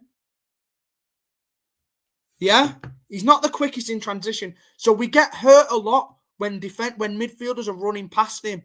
And I knew looking at that midfield today that when he's up against Kamara and Onana and Morgan Rogers, then they're just going to shrug him off and run past him. It's a 3 out of 10 for me for Gianni Reinders today. Not good enough. Not good enough at all. And if it wasn't for the fact that he was playing out of position, then I'd probably give him a 1 or a 2. But the fact that he was hung out to dry, I think, by Pep, by playing him in the 6, then I'll give him a 3. Yeah? But he's too easy to run past. Even when he was carrying the ball forward, he was losing it a lot. The final ball was poor. Just a very average performance in general. Below average. Bernardo Silva. 61 minutes played, so didn't play a full game. 24 touches. 0 tackles, 0 blocks. 1 ground duel won. Where are we on Bernardo? I thought he was all right first half. He was probably one of the players that was trying to get forward a bit. I think he was better than Reinders. But again, hung out to dry. Like, against these physical monsters for Aston Villa, yeah? Who do you play to go toe-to-toe with them guys? Bernardo Silva's not the one, is he? Like, you've got to know your opposition, man. Bernardo 4, 5.8. I thought he had a decent first half, AJ, mate. I do. I thought he was all right. I think he was one of our... He was pressing high. He was getting into those positions in behind. He put Haaland through on goal for the chance that he should have scored. So we probably should be talking about a Bernardo assist here. 6 from Quicksilver, 5, 4 ball to Haaland, but his legs are gone. I agree with that. I think that sums it up perfectly. I don't think he can be blamed for his lack of legs and athleticism. Yeah, Pep knows what he's going to get from Bernardo. So when you know you're going to come up against these athletic monsters, then you've just got to think to yourself, is it going to work? I'd give Bernardo a 5.1. Yeah, I think he had a decent first half. Obviously, he had to come off in the end to get some legs on the pitch. But I think he was one of our better players. And that's not saying a lot, yeah, because I don't think many people were good. But he was one of our better players in the first half. So it's a 5.2 for me, for Bernardo. A lot of people have got him a lot lower down. 3, 6 at best. That's fair. 4 from Nax. Yeah. And then he obviously come off in the 60th minute as well. So wasn't one of the ones that I'd fully blamed today. We're moving on. Phil Foden's got a 7.9 from FOTMob today. Very frustrating performance from him today for me. 90 minutes played, 2 shots, 87% pass accuracy, 7 chances created. Like, that is a lot, man. That is a lot. But it was always a little bit overhit or underhit the passes, wasn't it? But there's no way he's a 7.9 because for me, he was doing all the right things, getting into the right positions. He was great on the half turn and driving forward, which we know is Phil Foden's strength. But then when it comes to making that killer pass, yeah, that killer ball in the final third, it just wasn't coming off for him, was it? 5 from James, 4 from Tom, 4, 3, 4 crap passes, I think. Yeah, I agree. I think his performance on the whole wasn't that bad, but his passing just wasn't on it today at all. 4, 5, 5, 6, 6, 5. Yeah, I think people are in that 6-5 range. I'm probably the same. I think he was probably a little bit better than Bernardo just because he has got that little bit of a burst of pace and he did get in the positions to make a difference. I'd probably go a 5.5 for Foden. A 5.5 for me. 5, 6 from Jeremy Doku goal. 4 from Bellamont. 7 for chances. Listen, yeah, he did create... It does say he created 7 chances, and I do remember them, but they weren't always in the best position for the players to score in because they were either slightly behind them or a little bit too much in front of them. He's just got to get that weight of pass down to the ground a little bit. 6 is a bit of a glaze. 5.5 for me, Walter, mate. 5.5. Just because of the fact that he was getting into the positions and we did see him playing to his strengths a little bit. But yeah, it wasn't great. Wasn't great on the whole. Right, we're moving on to the front three. Now, this should be interesting, people. Yeah, this is going to be very, very interesting. We'll start with Savinho. 84 minutes played. 84 minutes this man was on the pitch. 1 of 2 shots on target, 50 touches, 1 successful dribble out of 4. 1 accurate long ball, 0 out of 5 accurate crosses. I'm going to highlight that. 0 out of 5 accurate crosses. I'm just going to leave that on screen for a minute.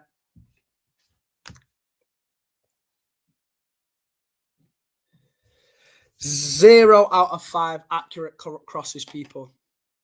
I'm tired, bro. I am so tired. 2, 4, 0, 1.8 minus 1, 0, 2. Savio 4 from Walter. Is that a bit of glaze from you, Walter? You was calling Foden 6th glaze before. Is Savio 4 glaze a bit of Savio 4 a bit of glaze from you, bruh? 1. Look, the jury's out on Savio, innit? Some very obviously harsh comments. Had a good performance midweek. A lot of people are 0. Listen, yeah.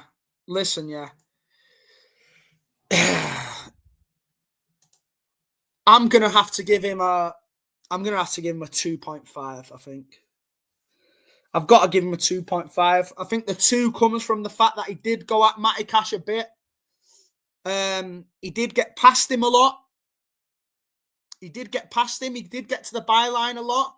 But when you've got 0 out of 5 accurate crosses, yeah, it's all right getting to the byline 5 times, yeah. But if you cannot find a man at least once out of those 5 times, then I've got to mark you very, very low, man. I've got to mark you very, very low. Yeah? It's a 2.5 from me from Savio. It wasn't a good performance at all. Dribbling into people, getting himself booked because of poor touches. Yeah, it's not good, bro. Not good at all. And like I say, I've highlighted that for a reason. Yeah? What's the point in getting to byline? Yeah? What's the point in the manager starting you against Matty Cash, who can't defend for shit, if you're gonna have 0 accurate crosses in 84 minutes? Yeah? And I know that all this £70 million stuff is going to add to the criticism this year. And it's unfortunate that that's happened to Savio, because I don't think people would be as critical of him if that bid didn't come in. But I've got to give him a 2.5. I've got to give him a 2.5, man. Oh, very frustrating, very frustrating. I don't think he should have started. People were telling me he should have started, yeah, because he's in good form. Since when was one good performance classed as good form? Yeah? Since when was one game good form? Good form is when someone's putting in good performances over a long period of time. Yeah? Over 3, 4, 5 games. Like, people are telling me Savio's more in form than Doku because of one game.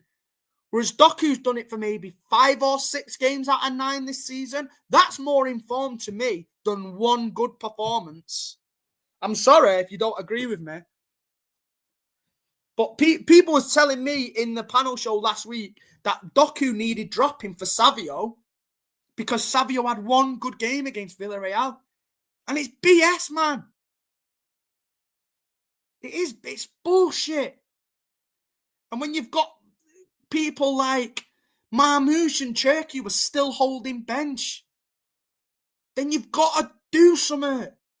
It's all right dropping one decent game against Villarreal, but then if you come in and drop a 2.5 in the next game and have 0 accurate crosses, then you can't be telling me he's in good form. And people gaslighting me, making it out like I'm being negative because I wasn't glazing one good game. But it's true. You can't be good for one game and people tell me that you're in good form. It's bullshit. Absolute bullshit. We're moving on. Now, this one, I am very, very interested in. Yeah? Because this is another one where I've been made to feel like I'm negative for being critical of this player. Yeah? I'm being made out to be a hater because I'm critical of this player. I've said he's never really moved me. And I've been told he's the best thing we've got. He's the best option we've got. Yeah? It's bullshit. Give me your ratings, please. Oscar Bob. 61 minutes played. 17 out of 19 passes. 30 touches. 1 successful dribble out of 3. 1 pass into the final third.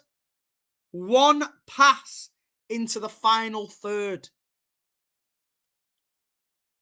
1 touch in the opposition's box. I'm going to take a picture of this and send it LB, you know, because that is crazy. Let me send this LB now and say, is this your boy? LB, is this your boy? I've just sent him that screenshot, yeah?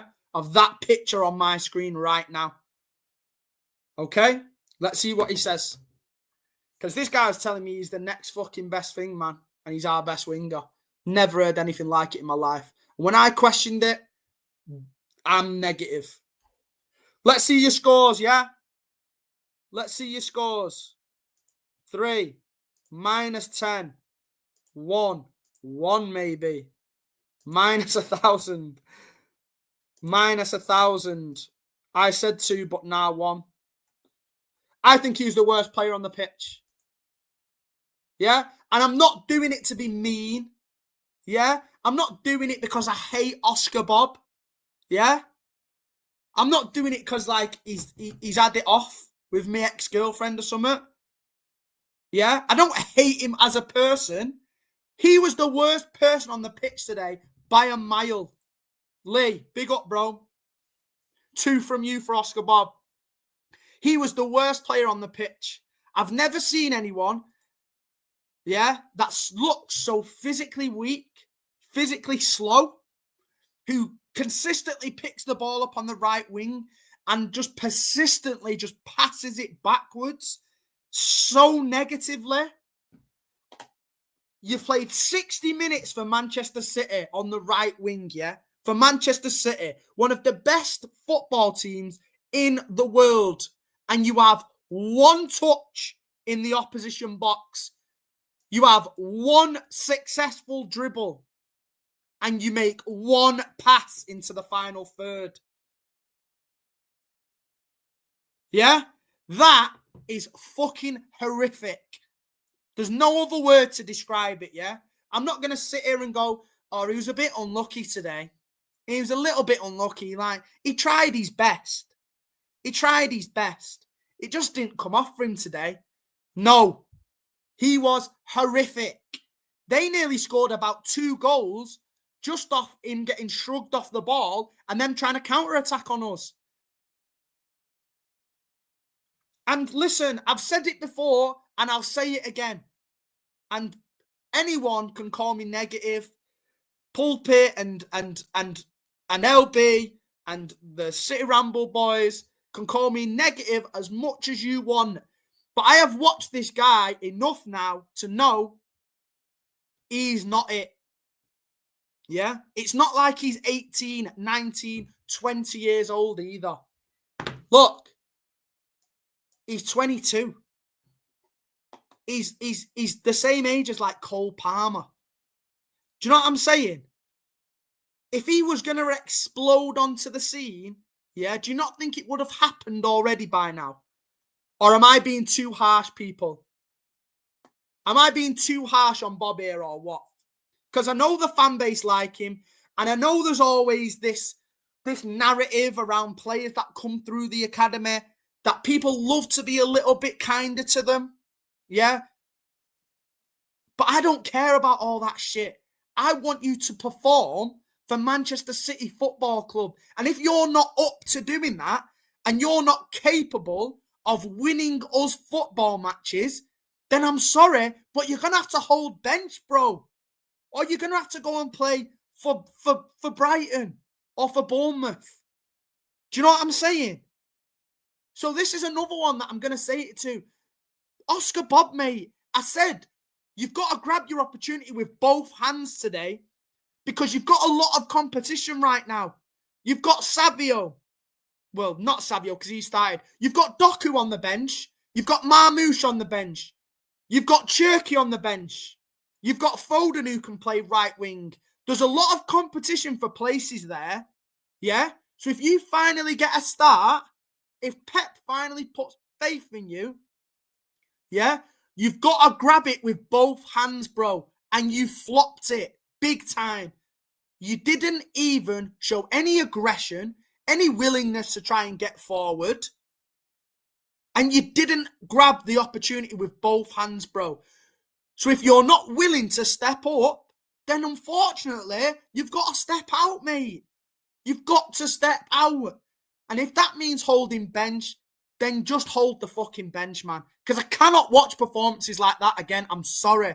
And I might be being reactive, and I might be being a little bit overly harsh. But in my opinion, my honest opinion, Oscar Bob was the worst player on the pitch today out of 22 players. Yeah? Marmoush was on the pitch for 7 minutes. Okay? And I know he was a half a yard offside, but he made one run that nearly led to a goal in 7 minutes. Okay? Than Bob managed to do in 61.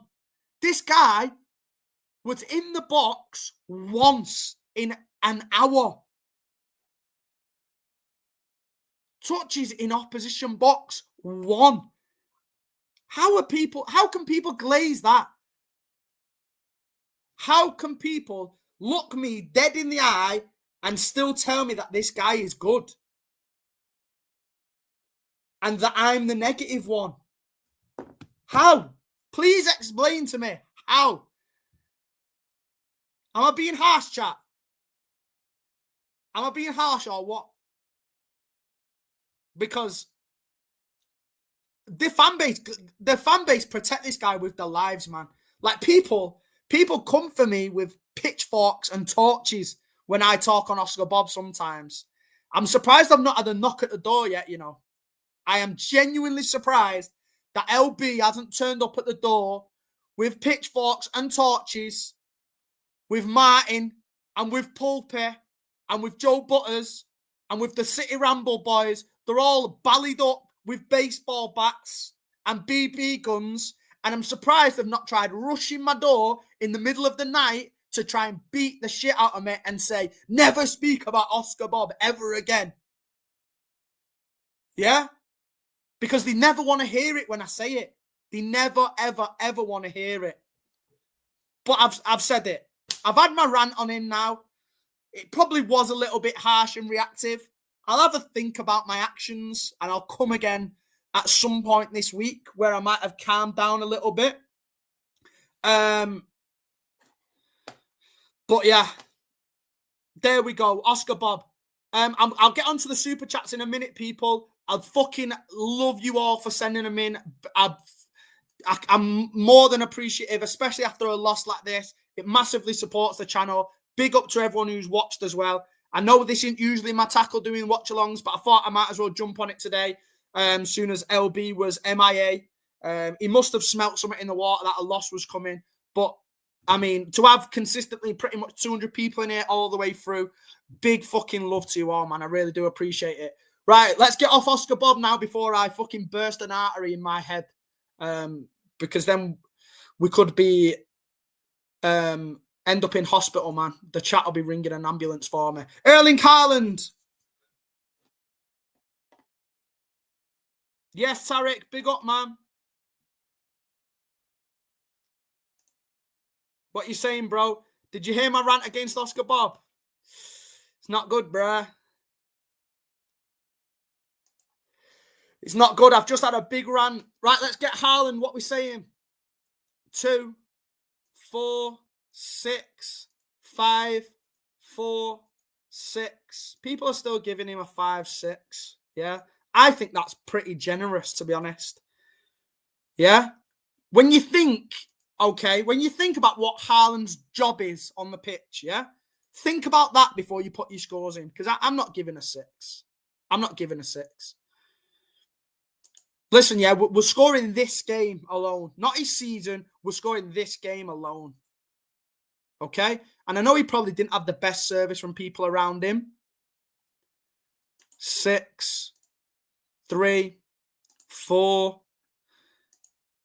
One decent chance, Lee. Listen, I'm giving Haaland a 4, boys. I'm giving Haaland a 4. All right? And I know that might seem harsh, okay? I know most people put like a 5 or a 6.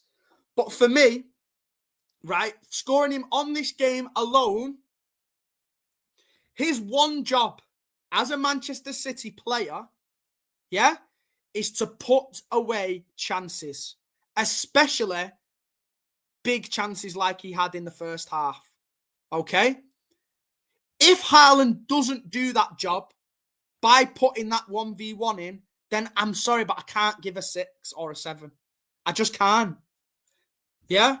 Because in my opinion, I hold him to high standards. Yeah? And he's got to score that chance. And I know that might sound harsh because of all the goals that he scored this season.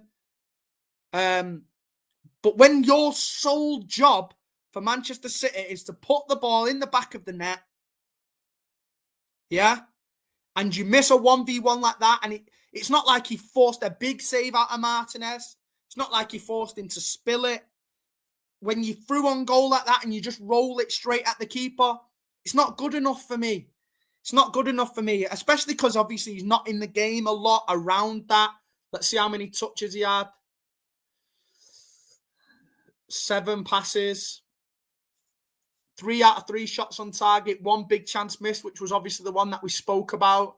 17 touches all game, yeah? So he's obviously not in the game that much. But I don't care about that as long as when the chance does fall to you, you put it in the back of the net. Yeah? And because the shot was so weak and so unlike him, and especially when it's kind of his bread and butter of a chance where he's running in behind the back 4 and he finds himself 1v1 with the keeper, I can't give you more than a 5. I'm sorry. And I know, and obviously I'll keep it to a 4 at the moment just because I do blame the lack of service as well. I do blame the lack of creativity. Yeah, we should be finding him a lot more. Savio having 0 successful crosses out of 5. Let's not forget that. Bob, who was in the box once all game. Then I've got to blame that as well. Oh, does Tarek want to come on? I didn't see that. But yeah, I've got to mark Haaland down. I've got to mark him down, man. Well, this is, and I do agree with this, yeah. I do agree with this, that we can't rely on Haaland to score. But this is why I was so critical in the game as well. That at the moment, and people have been calling me negative for weeks in the Brentford game and the Monaco game and the Everton game. But for weeks, I've been on here saying, if people have watched any of my streams, I've been on here saying that we need other players to start chipping in with goals. Because at one point this season, there's going to be a moment, yeah, against a good side where if Haaland doesn't put his chances away, we're going to need to rely on somebody else to step up.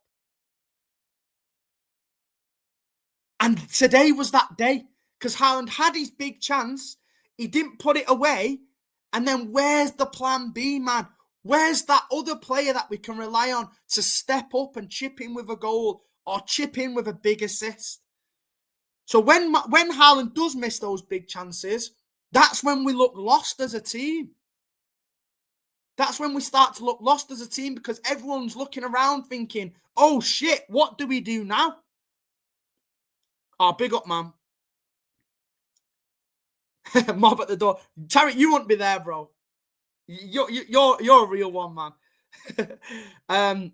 But do you know what I'm saying? Do you agree with me, chat? I'm being negative because I got called negative in all those previous games just because I know the 3 points were dropping, but the performances were telling me at some point the wheels are going to come off this train, okay, when we play against a good, solid opposition like we did today.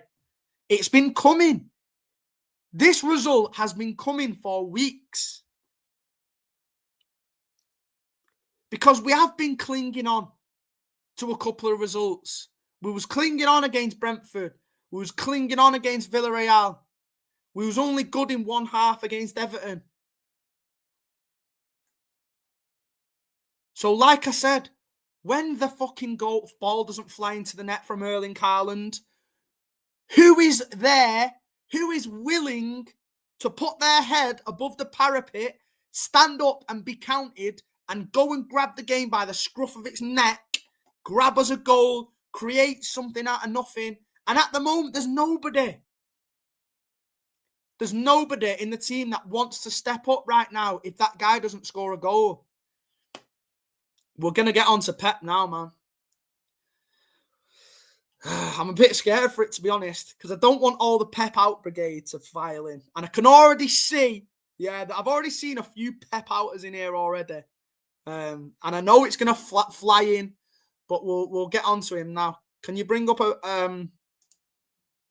Here we go. Pep Guardiola, 54 years of age. Born in 1971. Won 300. Look at that record, man. Look at that record. Right, give me your scores for Pep Guardiola for today. What are we saying? And then I'll get onto the super chats after that.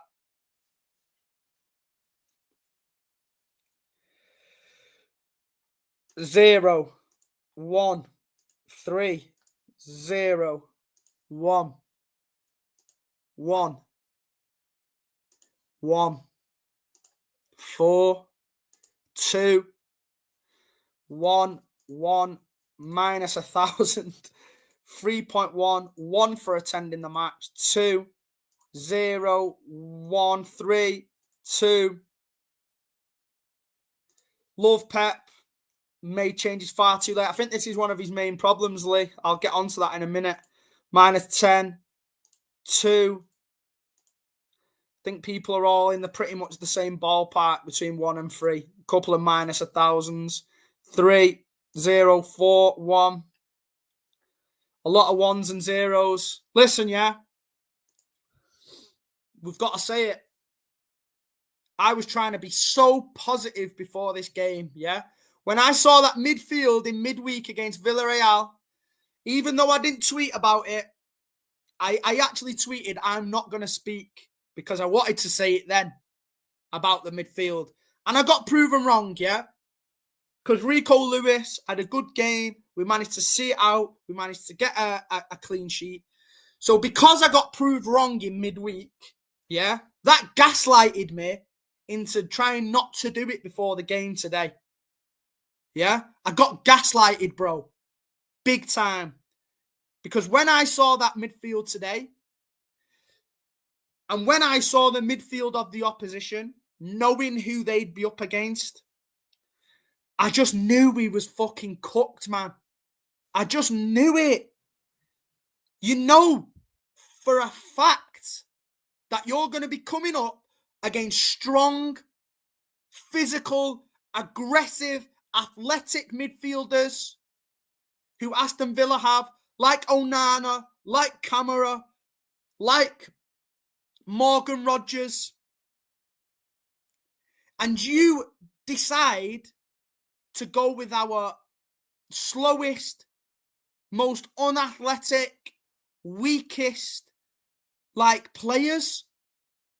Reinders in the 6, who is a very, very below average dueler. Never wins duels. Bernardo Silva, as much fight as he brings, very slow, very weak, very undersized. Oscar Bob, very slow, very weak, very undersized. Then you're just asking for trouble. You're asking for trouble from the get-go. And I said on here before the game started that I looked at their midfield and I looked at the midfield that Pep had put up against them man for man. And I just had a feeling we was fucking cooked, man. Because as good as our attacking play could have been, we could have gone and scored 2, 3, 4 goals. There's nothing stopping Aston Villa hitting us on the counter-attack over and over and over again when you've got midfielders like that who can't defend against quick transitions and quick counter-attacks. Every time Aston Villa went forward with the ball, they looked like they were going to score because we had Reinders, Bernardo, Oscar Bob, Foden being the ones to track back and try and protect the back four. Where is the protection for the back four out of those players, man, that I've just named? Where is it? Let's go back to the team. Where's the protection? We had Stones dropping into midfield here, which obviously Pep had tried to kind of make it a double pivot. But then when you lose the ball, which we do a lot right now, City aren't good at keeping the ball right now. We give it away a lot. We lose possession a lot. So when we do lose possession, Stones is out of position here. You've got a back three of Núñez, Diaz and Guardiola, one of which is a right wing back. The other two aren't the quickest along the ground. That every time they were carrying the ball forward, we looked completely out of sorts. And they looked like scoring every single time. I think the decision to play Bob was the wrong one. I think the decision to play Savio was the wrong one. And I think the decision to not play Nico G and say that he's not fit, but then him still come on for 40 minutes in the second half. If he's fit enough to play 40 minutes in the second half, yeah, then why is he not starting? Why is he not playing for the first 60 minutes and then bringing him off when it's us that's got the 1-0 lead? Or it's us that's got the 2-0 lead? Do you know what I'm saying? Go and play your best team, get in front in the game, and then you can bring the players off to give them a rest. What's the point in having to rely on them when we're desperate in the second half? What is the point? If he's fit enough to play 40 minutes, then he's fit enough to play 60 minutes, in my opinion. So you've hung us out to dry, Pep, on this one. I'm sorry, and I'll never be Pep out.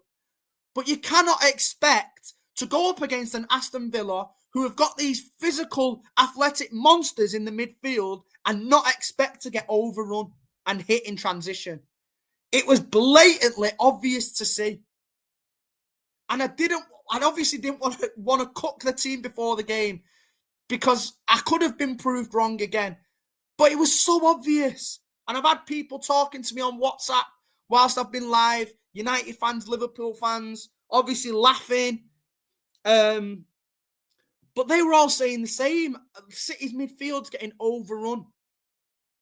So for me, it's a 2 out of 10 for Pep Guardiola today. Yeah?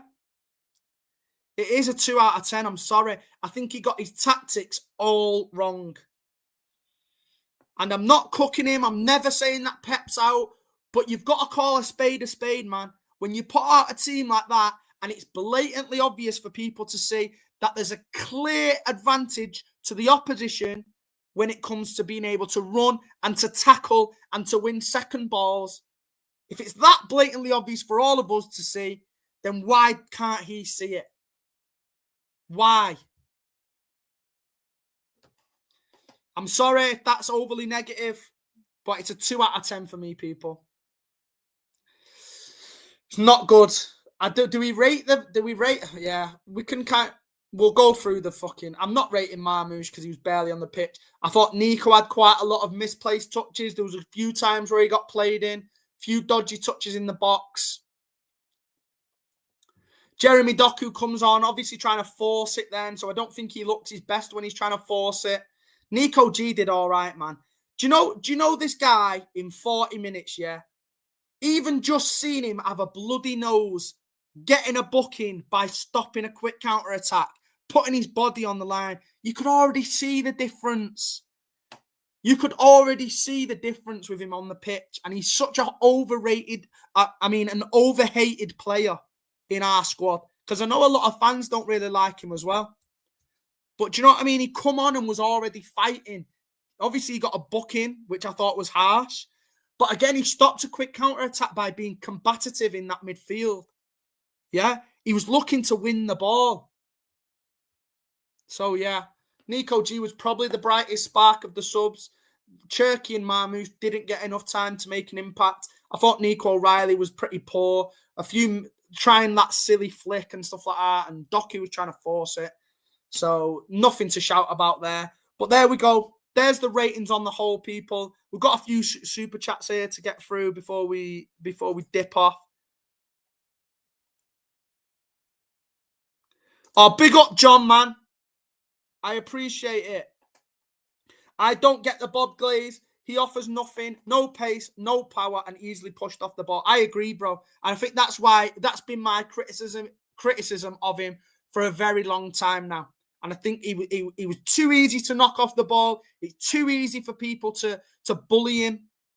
And you could see it over and over again that a lot of their counterattacks came from people just knocking Bob off the ball. And he doesn't really go past people. He got into the box once in the whole game. And he just doesn't get involved in the play enough. So you can't be a passenger for Manchester City Football Club, unfortunately. You just can't be. At one point, Pep actually moved him from the right wing into the centre. Yeah. And put Bernardo out there because of how much of a liability Bob was in the whole game. And then in the second half, yeah, there was one point, obviously we're giving Bob an extra 10 minutes here to try and prove us wrong. There was one point he was running through the midfield with Onana on his shoulder. What does Onana do to him? Just absolutely bullies him off the ball, drops him to the floor, and then turns around. And then Aston Villa are up the other end there, aren't they? So I agree with you, bro. I thought Bob was the worst player on the pitch today, and it might be hard. Big up John as well. W's for John. He's become the second member of the channel. I really appreciate that, bro. Big up. Thank you so much for the support. Obviously, first live watch along today. We didn't have a timer. We worked with what we've got. We've gone from light outside to it being pitch black. I didn't even get to celebrate a goal. But we've put in the graft, man. We've put in the graft. So I appreciate you supporting the channel, bro. Big up to you. Big up to John Simmons, man. Right, I'm getting off soon. It's been a stressful one, boys. I can't lie. Any other questions before we dip? Like I say, it's not a good performance. We've gone through the player ratings. Probably been a bit reactive. But yeah, I think we'll call it a day there, people. I'm gonna go and have my Sunday dinner. I'm gonna try and have to de-stress. It's been a stressful weekend, man. First Tom Aspinall last night. I'm not actually sure if LB is doing a panel show, Mad Hatter. I'm not sure if he is. If he's busy later, then I might see if the boys will come and do a panel show on here. But it's a lot to ask, innit? But if I can try and gather up some of the boys for a panel show on here, if people are interested, then then I'll sub in for a panel show later as well.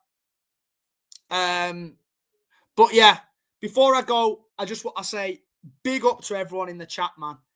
Big up to you all. W's in the chat for everyone that came along. Like I say, we had over 200 people in here for the watch along. Absolutely buzzing with how it went. I know we didn't have a timer on, and I know we're still lacking with some of the intricacies of streaming.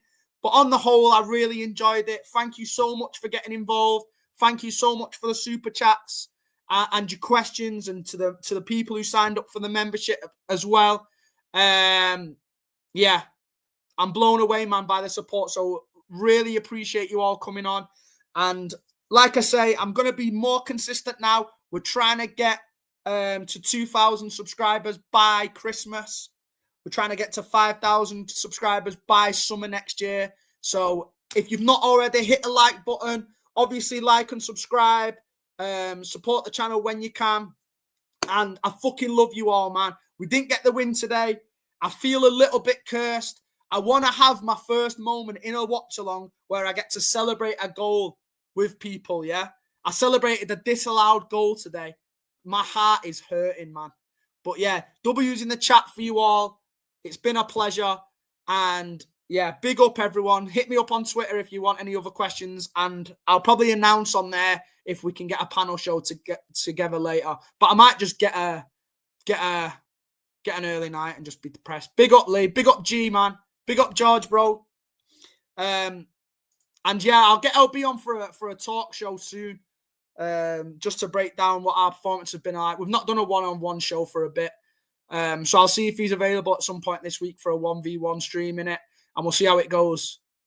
Big up everyone. Like I say, love you all. Big up the Blues. We go again against Bournemouth next week. And yeah, fuck the haters, man. I'll catch you on the flip side. See you in a bit. Big up.